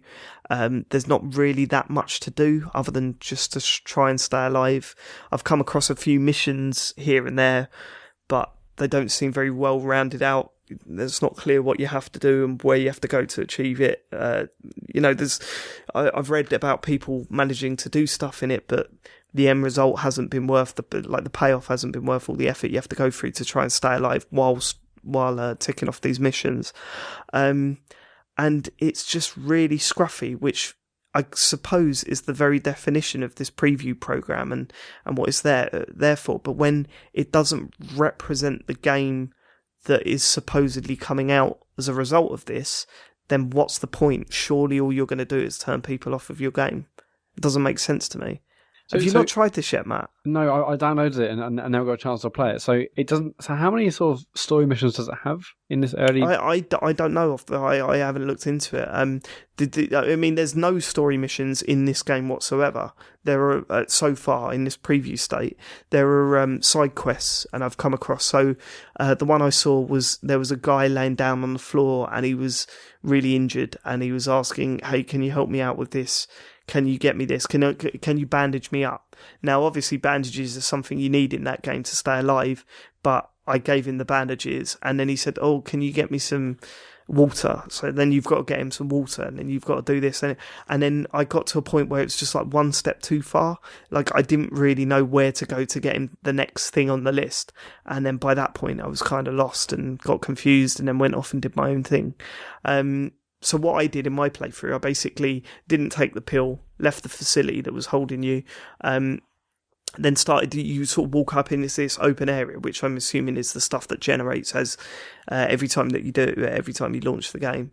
And I walked around, and all of a sudden I was hungry, so I started eating, and that poisoned me because it was rotten meat. And I was throwing up and losing energy really quickly. Then I found a house, and I fell asleep in the house, and some woman took offence to that, and she started trying to beat me up, so I killed her. And then everyone in the village absolutely hated me, and they all started trying to kill me. And then I managed to escape and find an area where I wasn't, like hadn't aggroed people, and everyone was fine with me again. But then instantly, without really knowing what I did wrong, they all become aggressive again, and it was kind of like, I don't really know the rule set here. Now, that's fine, because with these sort of games, you've got to learn the rule sets and learn what you can and cannot do without upsetting people and how to advance in the game. Here, though, it just felt like that it wasn't clear enough, and all of a sudden people just hated me, and I don't know, it felt like more of a bug than it did an actual system in place, and that's what confused me. And it just wasn't really that much fun to play. The combat's not very good at this stage, and there's some weird stuff where characters all look the same but with different colour tops. And like, for example, every character you can walk up to and press a button and talk to them, but what happens is if you do that, certain characters you start dialogue with and you have some sort of a conversation. Other characters, you just blurt out a generic, weird Clockwork Orange style phrase. Like, I can't remember the phrases off the top of my head, but it's kind of like, the horses, they're all thinking about the horses. Oh, get away from me. And then you move on and say the same thing to someone else, and it's kind of like, it just feels really cheap at this stage. And I don't think it's ready for people to actually see yet. I've got a feeling that if this wasn't such a big thing at E3, we would not be seeing this game at this point. It just feels crazy that the E3 stuff, it seemed like a really interesting narrative experience, that this early version has none of that. And so it's going to leave a lot of people with a really bad impression about what the game actually is. Exactly. And I mean, the developers have been saying, no, there is a story mode in it. But it's kind of like, yeah, but I mean, that's the side we were interested in. Instead, you've shown us this side of the game, and it's not very good. So where do we go from here? And not only that, the opening section, the bit that you see in the trailer at E3 is in the game. That's the opening of the game, right? Shot for shot, all the decisions you make in that section, they're all in this opening part of the game. The problem is, once you're out of that area of the game, it kind of looks really bad, and it doesn't have that same feel and place that opening area did, and that will only disappoint people, I think. There's a lot of people saying they've been missold a game, and they're comparing it to the likes of Dead Island and that trailer. I don't see it in the same vein. But what did people honestly think they were going to get from that Dead Island trailer? Yeah, I'm totally. They thought the whole game was going to be slow mo. with Mad World or whatever it was. No, I totally understand. I like Dead Island. I thought it was a very decent game, actually. What was the song on the trailer again? That it was written for the game, wasn't it? I thought it was like a famous bit of music. No, I thought that, but I remember speaking to someone who worked on it, and they were like, no, that was composed for the trailer. Oh, right. I think that's correct. He might have been lying.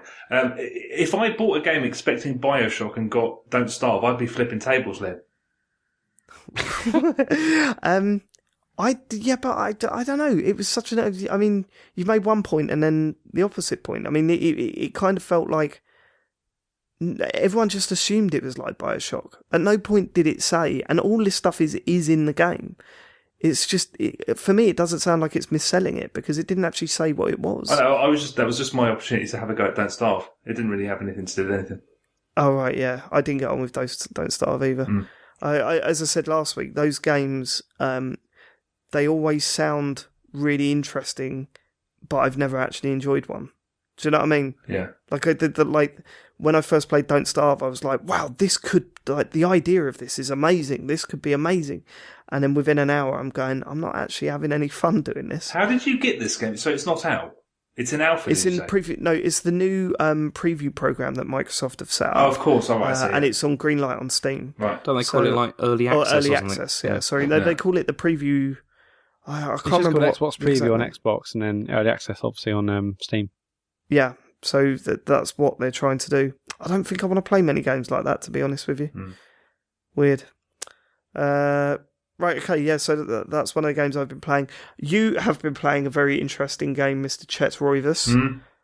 Yeah. Tell us about it, because it's caused quite a stir on the internet. Oh, okay, right. Okay, I want to know about this, because I haven't been privy to that. Galgun, double piece on the PS4. So what's happened on the internet? I was going to ask about this, because I assume this has just passed by without anyone noticing.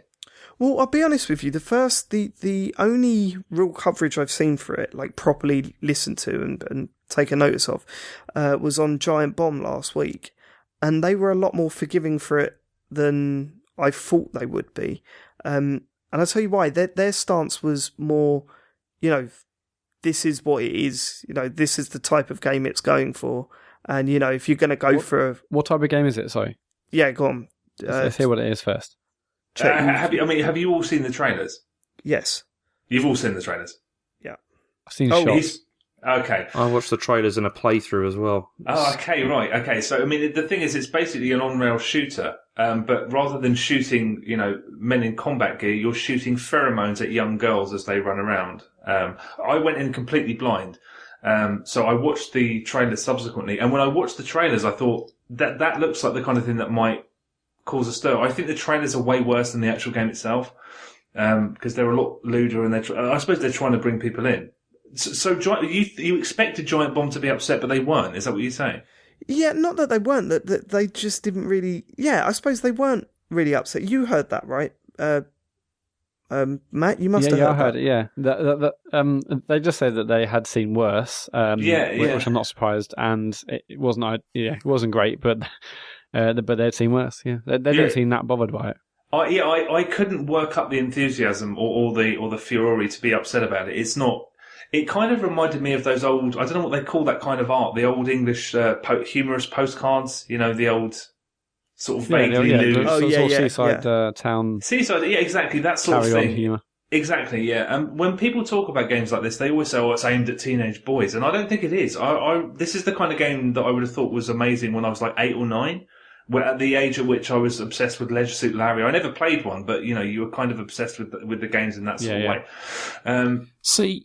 Because I watched the trailer for this, and then I was watching, like, Kotaku did like some sort of playthrough, and my wife saw some of this, and she just said, "Is this game for paedophiles?" Oh, boy. She was really shocked by it. This is the thing that I don't get, and I've not played the game, so I can't really, get a fair gauge of it. But watching the trailers, it looks like schoolgirls and sexualising schoolgirls. There are bits where they're in a library and they're bending over and lifting up their skirt, and you can see their arse and stuff, and they look like, not kids, but they look fucking young. Yeah, like that's under 16. Yeah, to be honest, you're already making me realise that I should probably have felt more sternly about this game than I did. But, yeah, I think it's the marketing made me expect something so much worse that I kind of just I kind of just accepted it for what it was, which was a slightly naughty kind of... There's no overt nudity in it, but I suppose that's the fucking issue, is that all of the girls in it are supposed to be like 13, 14, 15 years old.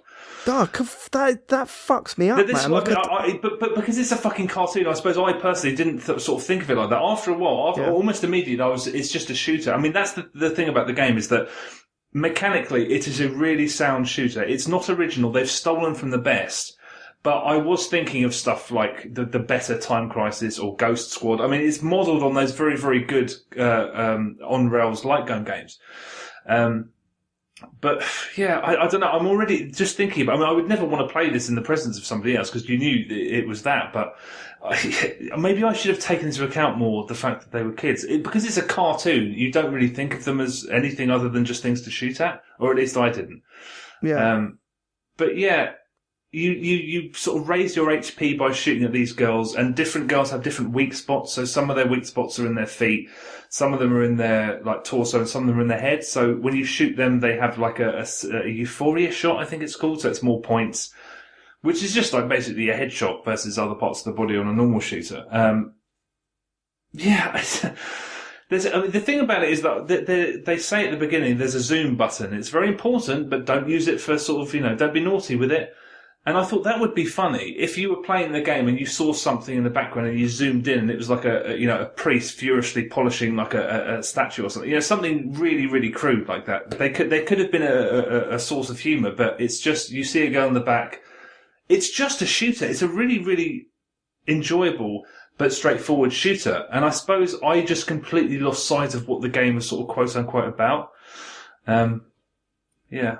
Yeah, it's weird. And I think James and I can attest to being like in that similar situation where you kind of ignore certain things to sort of not justify it, but you don't focus on that side of things. I mean, definitely with Dead or Alive, the latest one, because we're a big fan. We're a big fan of that game, and we really like. There's no doubt that a big part of it is to try and appeal to.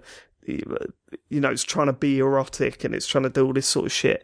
But then there's that Mary Rose character in it, and we always like sort of tut and roll our eyes on it. And when you think about it, no, that character is fucking disgusting and should not be in that game. And the fact that they've made it the focal point of that, the latest Extreme game that didn't even come out over here, is pretty fucked up. And it makes me want to snap the disc, but at the same time, when you come over, we sat and played it and enjoyed it. So it's kind of like we're kind of overlooking that side of that game as well. You know what I mean?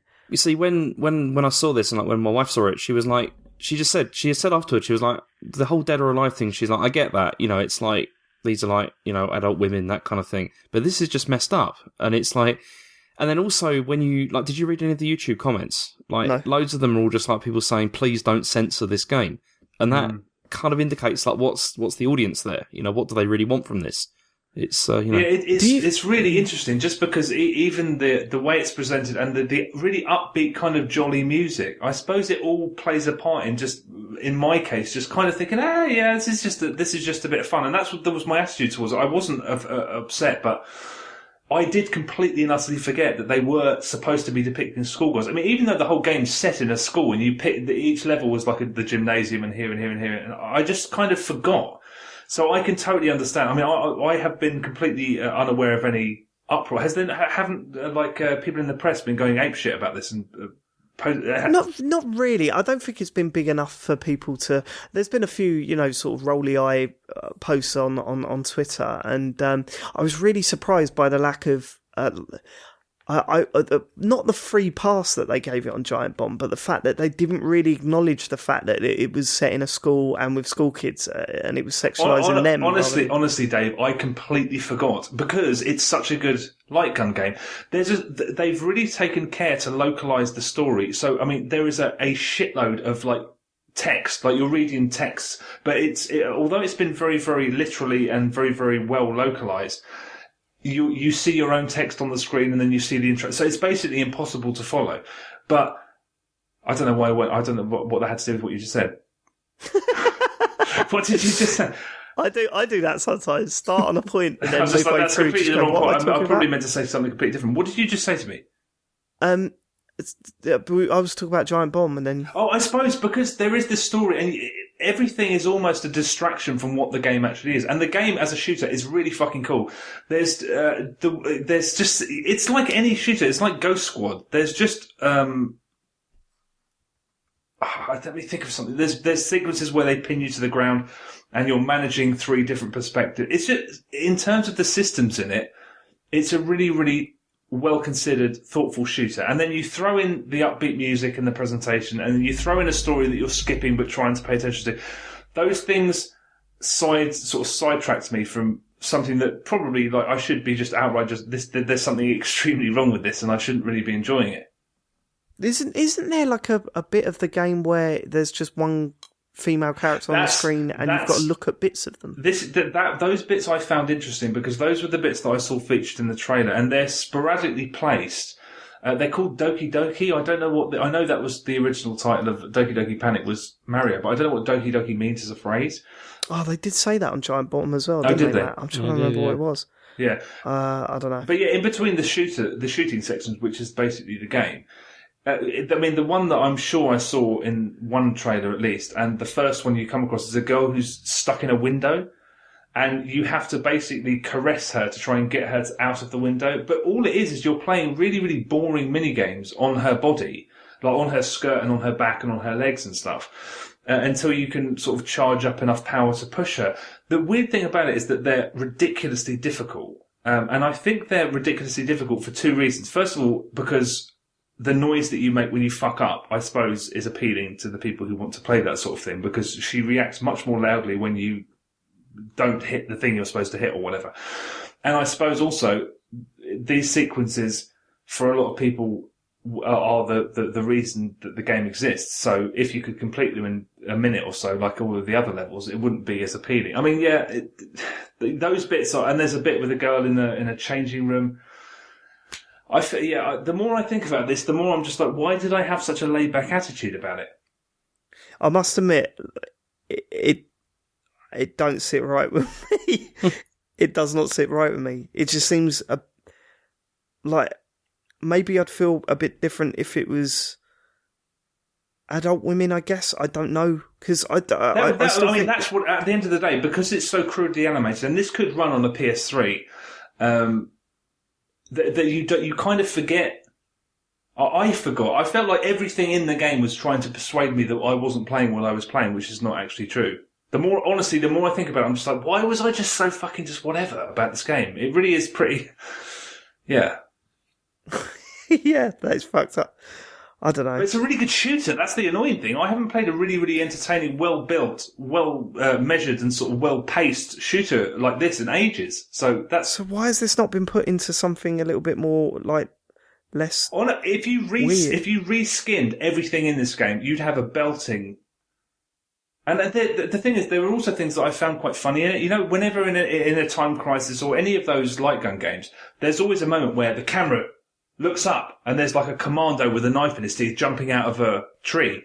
When that happens and it's a girl, I found that quite funny. But then the whole idea of that point is so that you can look up her skirt, and that just completely went over my head.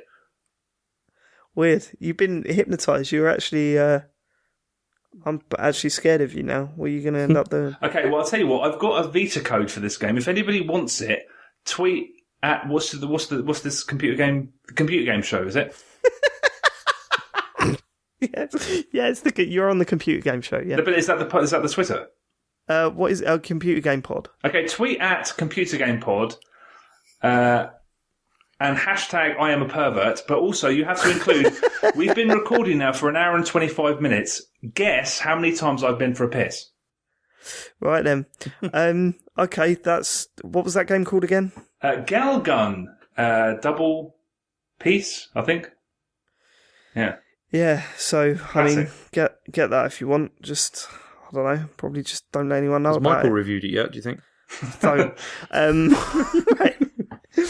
I'll talk about another game I've been playing. I started Metal Gear Solid 5, and I started playing it on the internet after... Do you know what?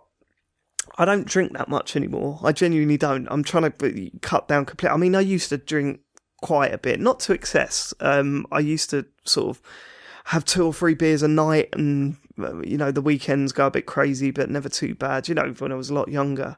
Over the past 2 years, these days I kind of buy a pack of 6 beers on a Friday and drink them over the next 3 days, and I'm happy with that. Unless I'm going out on a night out or whatever, and I have a little bit more. Basically, I don't drink much anymore. And on Saturday night, we sat down and I had I bought like a load of Peronis and a load of Amstel beers. And I don't know what had happened, but it was just flowing. We were playing Overwatch and Grand Theft Auto with John and Nick. And I was drinking and drinking and drinking. And then they went to bed at about 10 o'clock. And I thought, well, I ain't ready to go to bed yet. I'll try it. I'd bought Metal Gear Solid that day. So I thought, maybe I'll try the intro to this. You know what? I'll stream it. And I carried on drinking while I was streaming. By the end of it, I was fucking hammered. Because my tolerance level has gone right down. It's plummeted. But the way you were drinking those beers... Like, I mean, I watched the whole stream and it's on our YouTube channel. And yeah, the way you just like drinking those beers, you were like gulping for ages. Like I can do that with like a bottle of water. You like just going. I was just finding it so easy to drink, and by the end of it, I was absolutely mullered. So let me the whole intro I hated, right? Because I'm not into the Metal Gear Solid universe at all. I don't mind Kojima when he's being batshit mental, but not when he's being a little bit anime. And that intro is pure anime, you know what I mean? It's like, Fireman shows up and starts playing, and I was just like, didn't you love how many times you fell over? Oh, it's just constant falling. The intro bit where you're walking along and you haven't got the use of your legs. But if you go anywhere near an object, he puts his hand on it, tries to pull his weight up, and it falls down. Yeah. Right, that happens about 4 or 5 times. There are bits where it just focuses on things for far too long, and about midway through, I think I said, Kojima really needs an editor, because there's a lot of that intro stuff that could just be cut out completely, and you'd have probably been into it more. As someone said in the chat, could you imagine a film trying to get away with this whole intro? I mean, it was an hour long, which is, a good chunk of a film, and to spend that amount of time in that setting, just not actually offering you any form of storytelling or gameplay, is kind of like, this is fucking really bad. So I really didn't enjoy it. And then by the time that I got through that and I was on my horse heading off to my first mission, I was totally fucked. Yeah, I didn't know what I was doing. I kept forgetting what they were asking me to do. You couldn't follow basic instructions. I actually written some notes down after watching the stream. Yeah, at one point, you called him Kodima. You said Kodima is he can't direct for shit. You basically left twice to go for a piss during really important cutscenes. I couldn't believe you were leaving. Yeah, but how was I supposed to know that they were really important cutscenes when it was just the same bollocks for ages? Yeah. And then, right, so you left. Someone had written in the comments, "Oh, here comes the exposition bit." And then the cutscene was happening. You went for a piss. You came back and said, "Oh no!" You said, "Oh, what the hell's exposition?" And then the comment came back like, "Oh, it's when they explain things." And you're like, "Oh, I can't believe that!" But you just missed all the explanation because you just gone for a piss. So you're like, "Oh, I can't believe there's gonna be a load of explanation." No, you don't worry because you have just missed it. There's also a lot of like chat about the font, which I found amazing. What was the chat about the font? I weren't following it because I was fucked. Only that I think it's PP Dunn in the chat just hated the font. I mean, it's not great. It's not as bad as Until Dawn, of course. And then the bit towards the end where you're looking through binoculars and you couldn't scroll to the right to find the town, and people were chatting like, just look right, and you were looking left. I was like, oh my god. Yeah, I didn't really know what was going on at that point. I think the most embarrassing part of that whole thing was just riding along on my horse, like sort of nearly falling asleep, and then realising that something was shooting at me, getting off the horse, trying to turn around and shoot back at it, and shooting my horse right in the head. That bit was amazing, actually. Oh no, I shot my horse. And then the horse just flying off up into the air with no explanation. It just went up, and that made me laugh a bit. But and then freaking out about not having a horse, because I assume you're supposed to have that horse for a lot longer. No. You can, as someone said in the chat, you can just like whistle and your horse will come back. Yeah, but then I was like, well, how do you whistle? And they were trying to tell me how to, but they were not making any sense. You hold down one of the L or R buttons and you click down and whistle. But yeah. But I was trying to do that and it weren't working. Yeah, but you were pissed, so... Good point. But anyway, you've got for the intro. I think like the first mission you're on now, I think that one's okay, but it really opens up after that. And I mean, it gets incredible. I'm well aware that everyone says that the opening is very it's not representative of the rest of the game, and it's probably the worst part of the game. So I'm not worried. I'm genuinely interested to crack on, and I guess I should stream the rest of my definitely, playthrough. Absolutely should. Yes, so this was another episode of catching up. Obviously, we haven't done one since I finished the Uncharted series, but this is episode 19 of catching up. It's on a YouTube channel, youtube.com/The Computer Game Show. Well worth watching that. I think it's like an hour and a half archive video of the stream because it's really funny in a few places. If not, I need to see David getting gradually more pissed.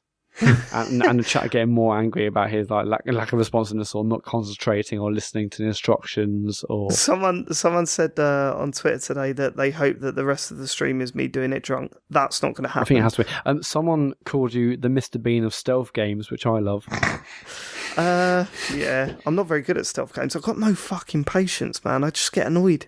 I'm just like, come on, just let me do shit. Yeah, the good thing, the amazing thing about this game is you can start stealthy, but as soon as you want to kick off, it turns into a really amazing action game.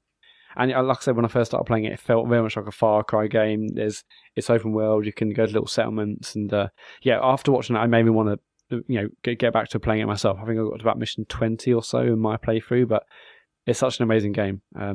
Which reminds me, actually, talking about Far Cry Primal is now in the PS4 summer sale. Get it. It's far better than you think it is. How much is it? I can't remember, to be quite honest with you, but just get it anyway. It's bloody good. 20 quid? I might have a copy. Do you want to borrow it? Do I want to borrow it? Yeah. My girlfriend's copy's here. I haven't touched that either. I haven't got the time.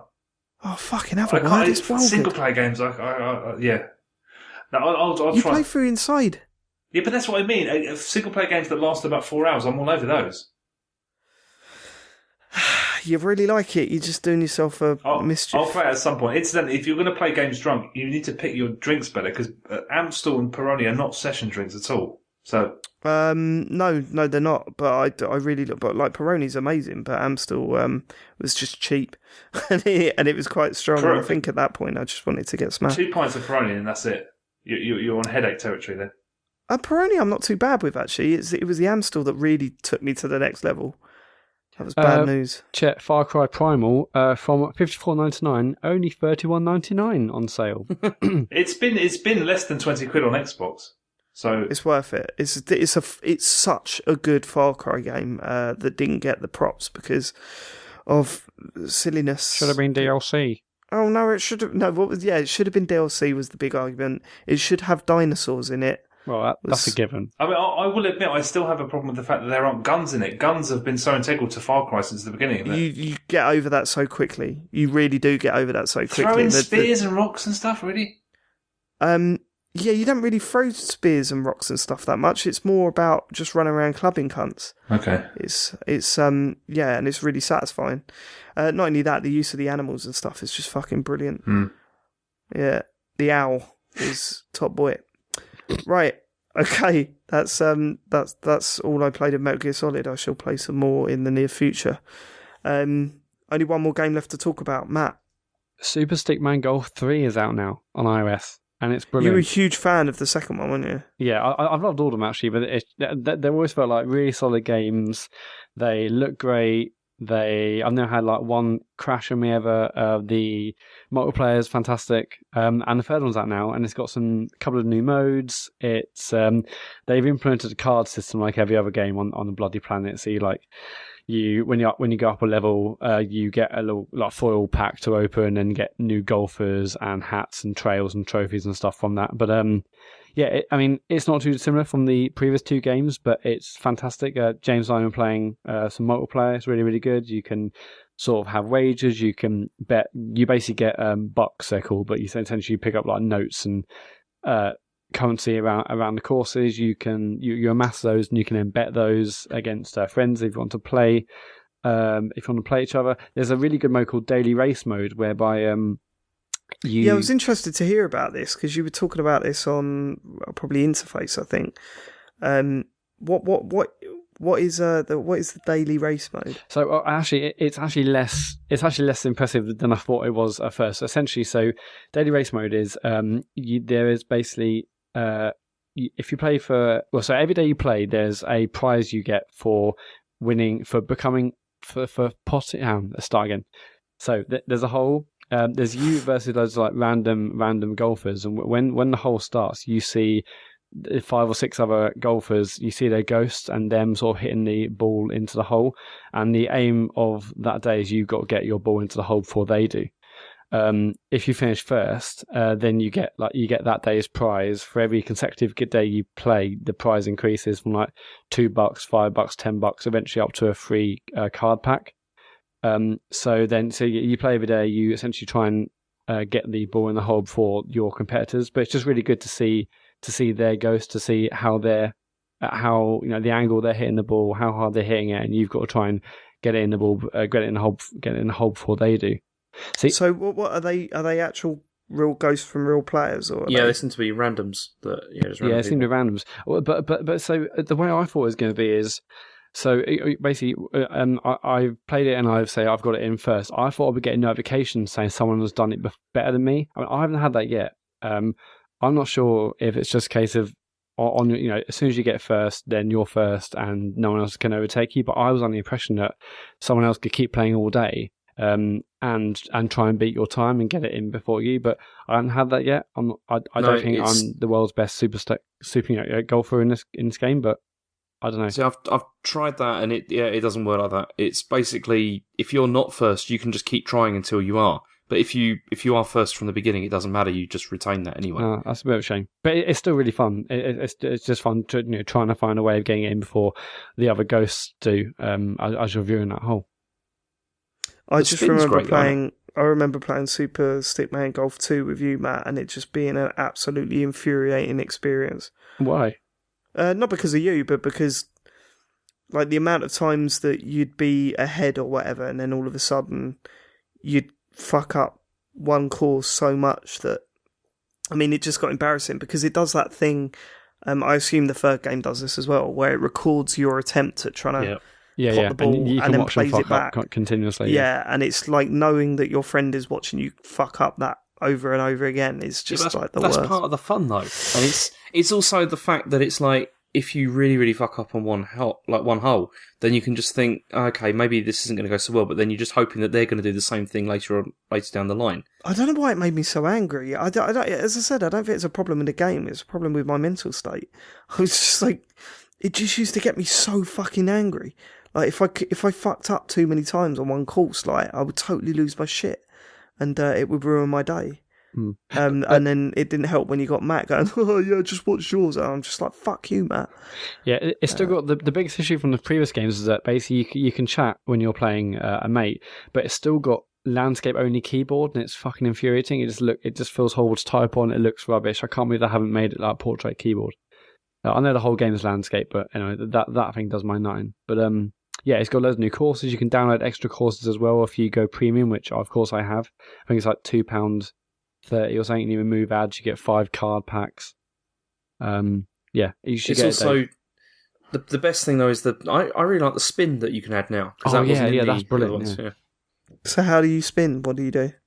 Well, you do like before it was like you tap.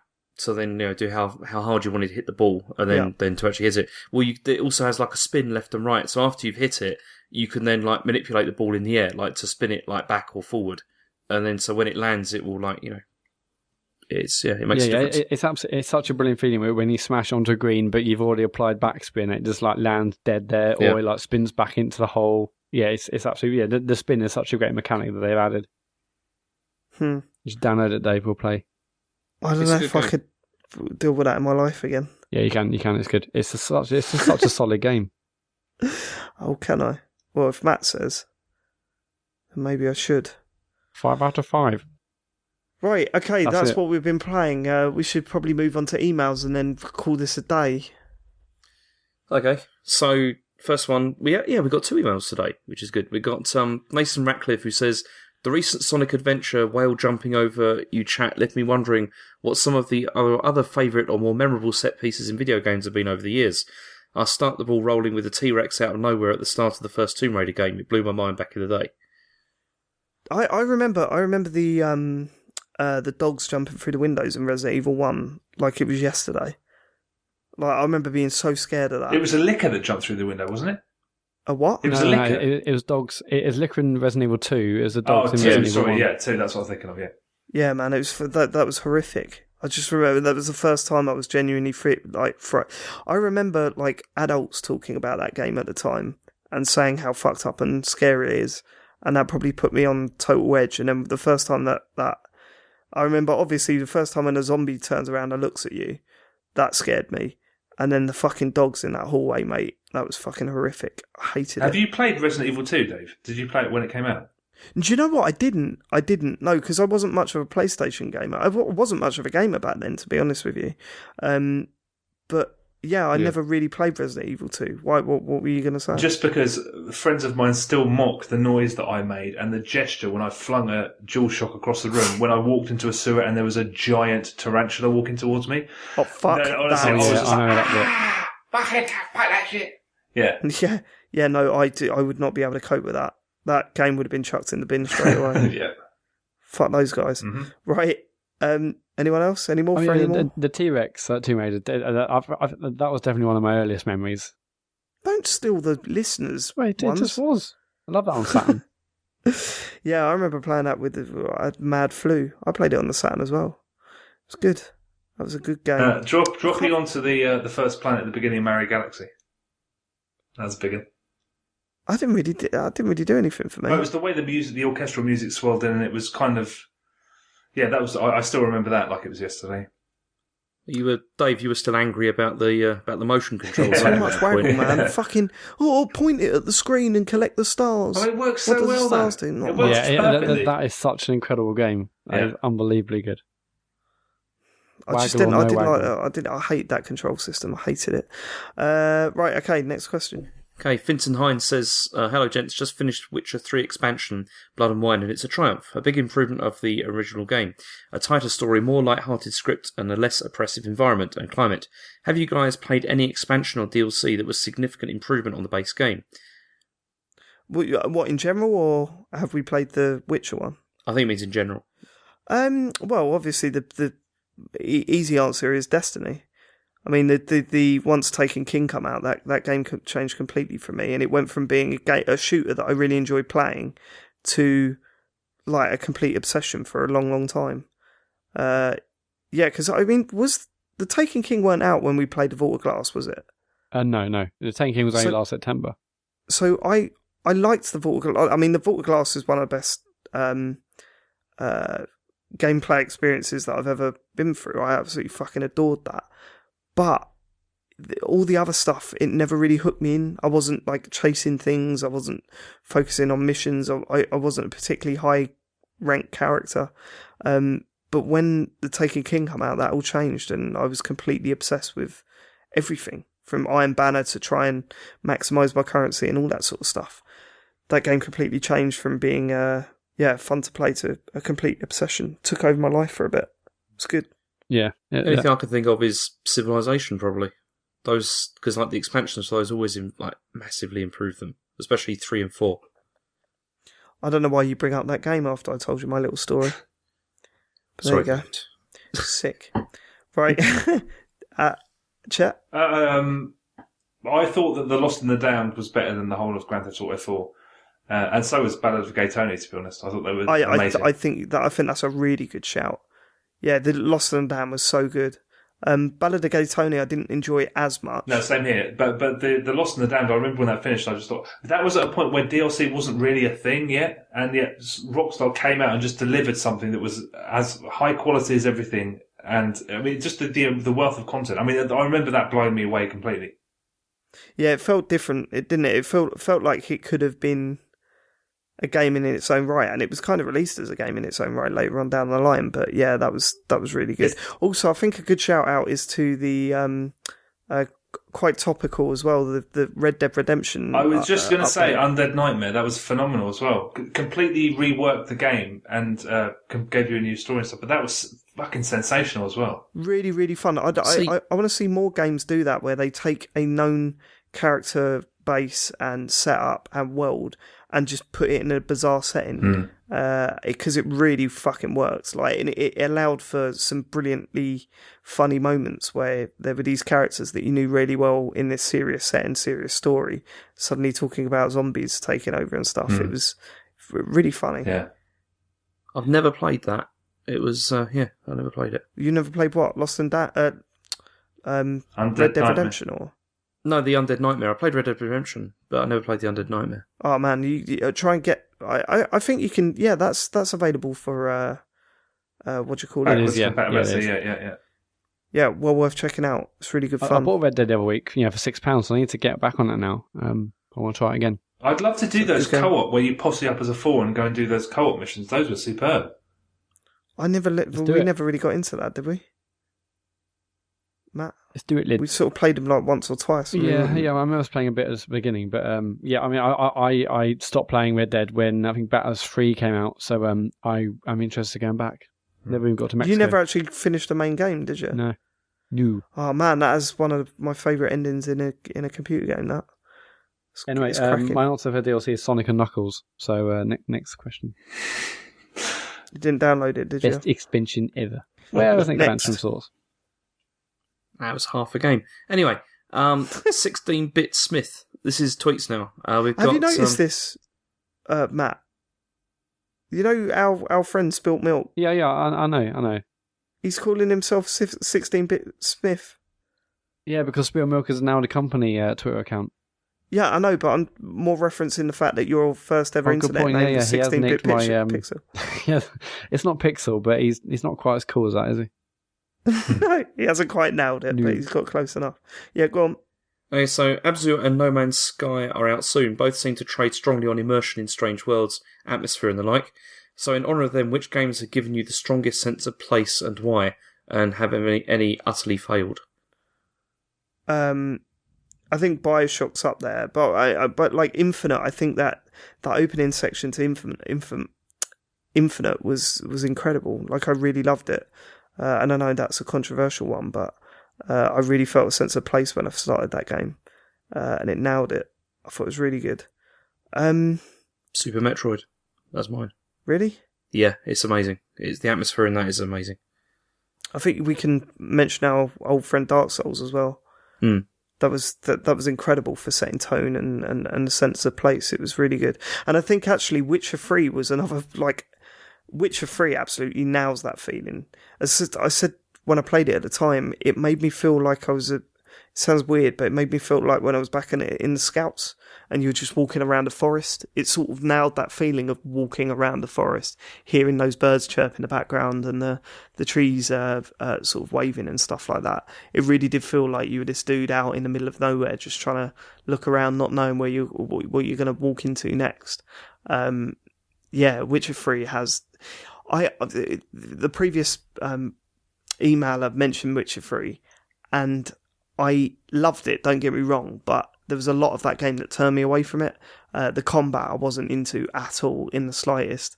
And obviously the stuff on the horse was shit, but the story was incredible, and the setting was just spot on. Really, really well done. So yeah, that definitely gets a mention. Any more? I mean, I think Half-Life 2 does it for me.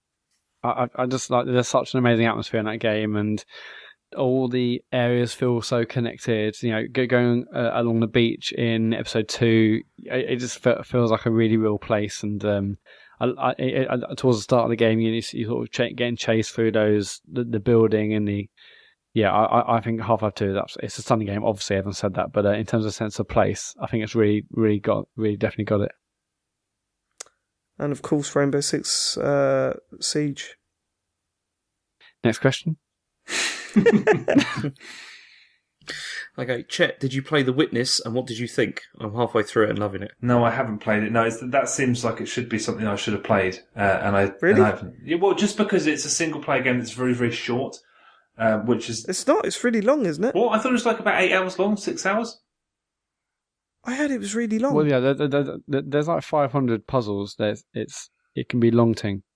Oh, fuck. Okay, in that case, no, I have no intention of playing. I don't really play single player games anymore, unless they're really short. So I thought that was a short game. Obviously not. But maybe one day. EA Access. Sorry, not EA Access. Fucking PS Plus, maybe. Yeah, well, you should be so lucky they're not fucking adding anything decent onto that recently. That's one day they've got to drop a bomb, and that'll be one of them, I bet. Well, like either that, or I was hoping everybody who's gone to the Rapture might have made it on there by now. Or there's so many games that I just kind of think. No, what was the Firewatch is still like really expensive. Well, not really expensive, but still like full price. I just kind of think, come on. I can't see Firewatch being on there for a while. I mean, Gone Home Zone's gone on there. Which is fair enough, like, but come on. You used to care. We used to get some really good bargains on that thing. Right, next question. I don't care. I don't care. Okay, have any games gone into your all-time top 20 since Chet and John finished? I think that's for Chet. No, I don't. No, I don't think so. No. I mean, Overwatch is amazing, but I can't think of anything that's completely bummed. But I haven't really played anything since we did that podcast, so yeah, no, that's the short answer. Shame. Okay. Fucking hell, James, come on, pick fill it up. Yes. Okay. Okay, Chet, who would win in a fight between Hip Hop Gamer and John Denton? Honestly, you don't want to, that would be one of those things where you're like, oh, I'd love to see that, and then you'd watch it play out, and you'd be like, I really shouldn't be looking at this because John would absolutely fucking kill him. I mean, like it wouldn't even be funny. It would be horrible to watch. I wouldn't ever want to see that happen. But how did Hip Hop Gamer get that belt then? It's a very good point. Maybe he won it on the underground, and John needs to go and win it from him. We need to try and make it happen. John didn't. I don't even like his damn picture, man. Next question. Okay.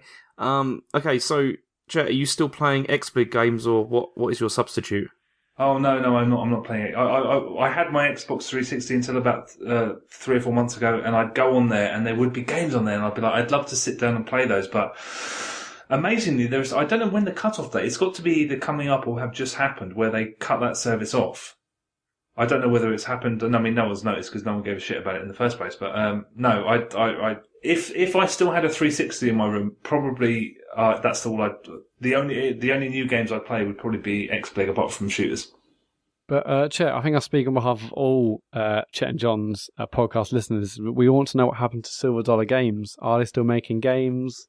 Are they part of the Xbox ID program? They've gone they were very active on Twitter, and I haven't looked recently, but they've from what I saw, they've kind of gone a little bit silent, but they're working and have been for the last 3 years on a sequel to One Finger Death Punch. I'm hoping that this means that they're deep in development and it's almost done, but it's that they're making it for PS4 and Xbox One. So I can't wait for that game.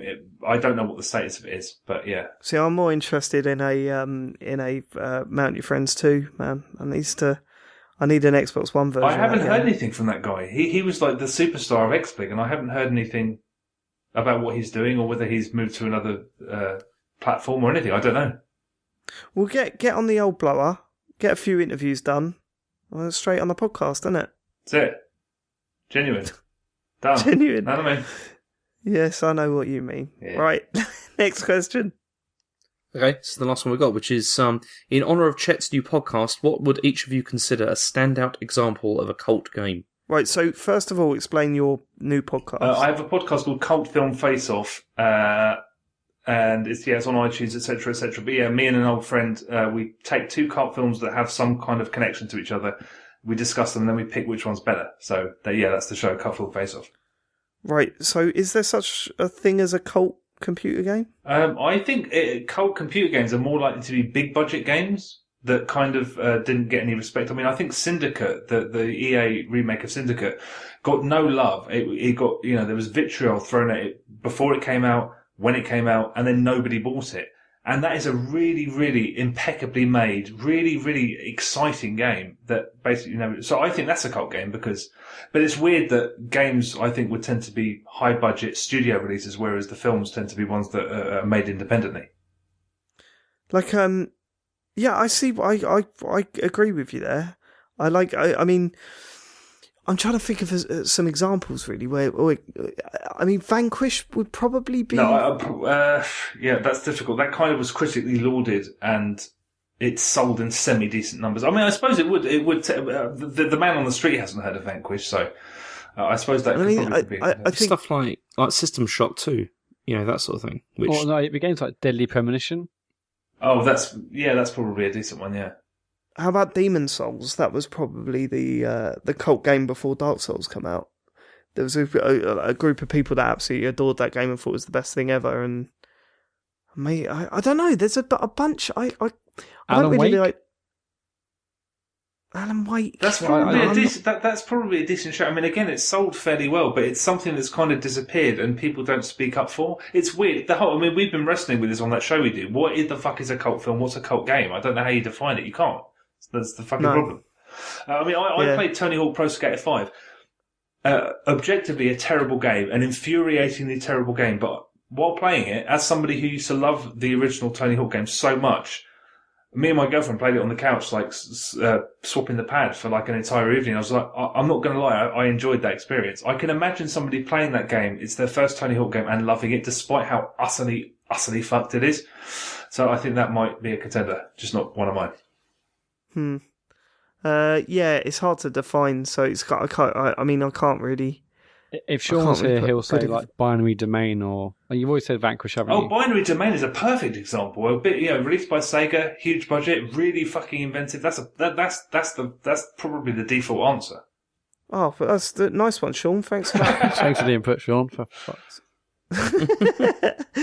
Okay, right, we're done here. Let's hear Matt talk his game. This is where he shines. Look, Dave, I will mention, right, on the weeks I wasn't here, and someone actually emailed in to complain the fact that you hadn't actually read out the email address properly. That's why I do this bit. Okay, all right, don't get aggressive. Calm down. We've all had a coffee. We've all had 17 Amstels. That's you streaming. This show's obviously on iTunes. We're also on Overcast. We're on Pocket Casts if you're on Android and you want to subscribe. But we'd love your emails. We've already had 2 this week. We could have 3 next week. Who knows? Anyway, email the show at thecomputergameshow@gmail.com. We're on Twitter, of course. We're at ComputerGamePod on Twitter. We're on Facebook. Just search for The Computer Game Show. And we're on YouTube. Just search for The Computer Game Show there. That's where you'll find archives of our streams. Dave's stream he's done in the week where he's playing Metal Gear Solid 5, and new episodes of the show which go up every single Wednesday. We're also on Twitch, just twitch.tv/Computer Game Show if you want to follow us and be notified when Dave or any of us does a stream in the near distant future. I tell you what, Skype must have known that I hate that bit of the show because you completely cut out throughout that whole thing. Yeah, for me too. No, I heard ringing. I heard as if like someone was dialing back in. Oh well, we're back anyway, so it's all good. Chet, thanks so much for coming on. No problem. I hope you get back to playing, because you've missed a couple of tweets out, because I did see someone tweeting asking you when your Batters videos were coming back. Yeah, we need them. Batters. Yeah, I mean, I'm so out of the loop. But if Batters 1 is as good as it's been in the alpha, then I might well make some Batters videos. You've got to, right? You've got to get back on. It'd be fun. I mean, I've just upgraded my computer, so it won't be such a chore to make videos. So yeah, maybe I'll do that. Definitely do that, and plug your stuff again. Where can they find this new podcast of yours? Well, we're at Cult Film Face Off on Twitter, and then we're on Facebook and all those other channels, and we're on like Acast and the same places, the usual places. But we're also we're on YouTube, CFFO on YouTube. I think that's the best way to basically. I take an episode and I put corresponding footage to the podcast. So if we talk about something in a film, you can actually see it happen, which I think is the best way to. If it's gonna take off in any way, I think it'd be through YouTube. So yeah, check that out.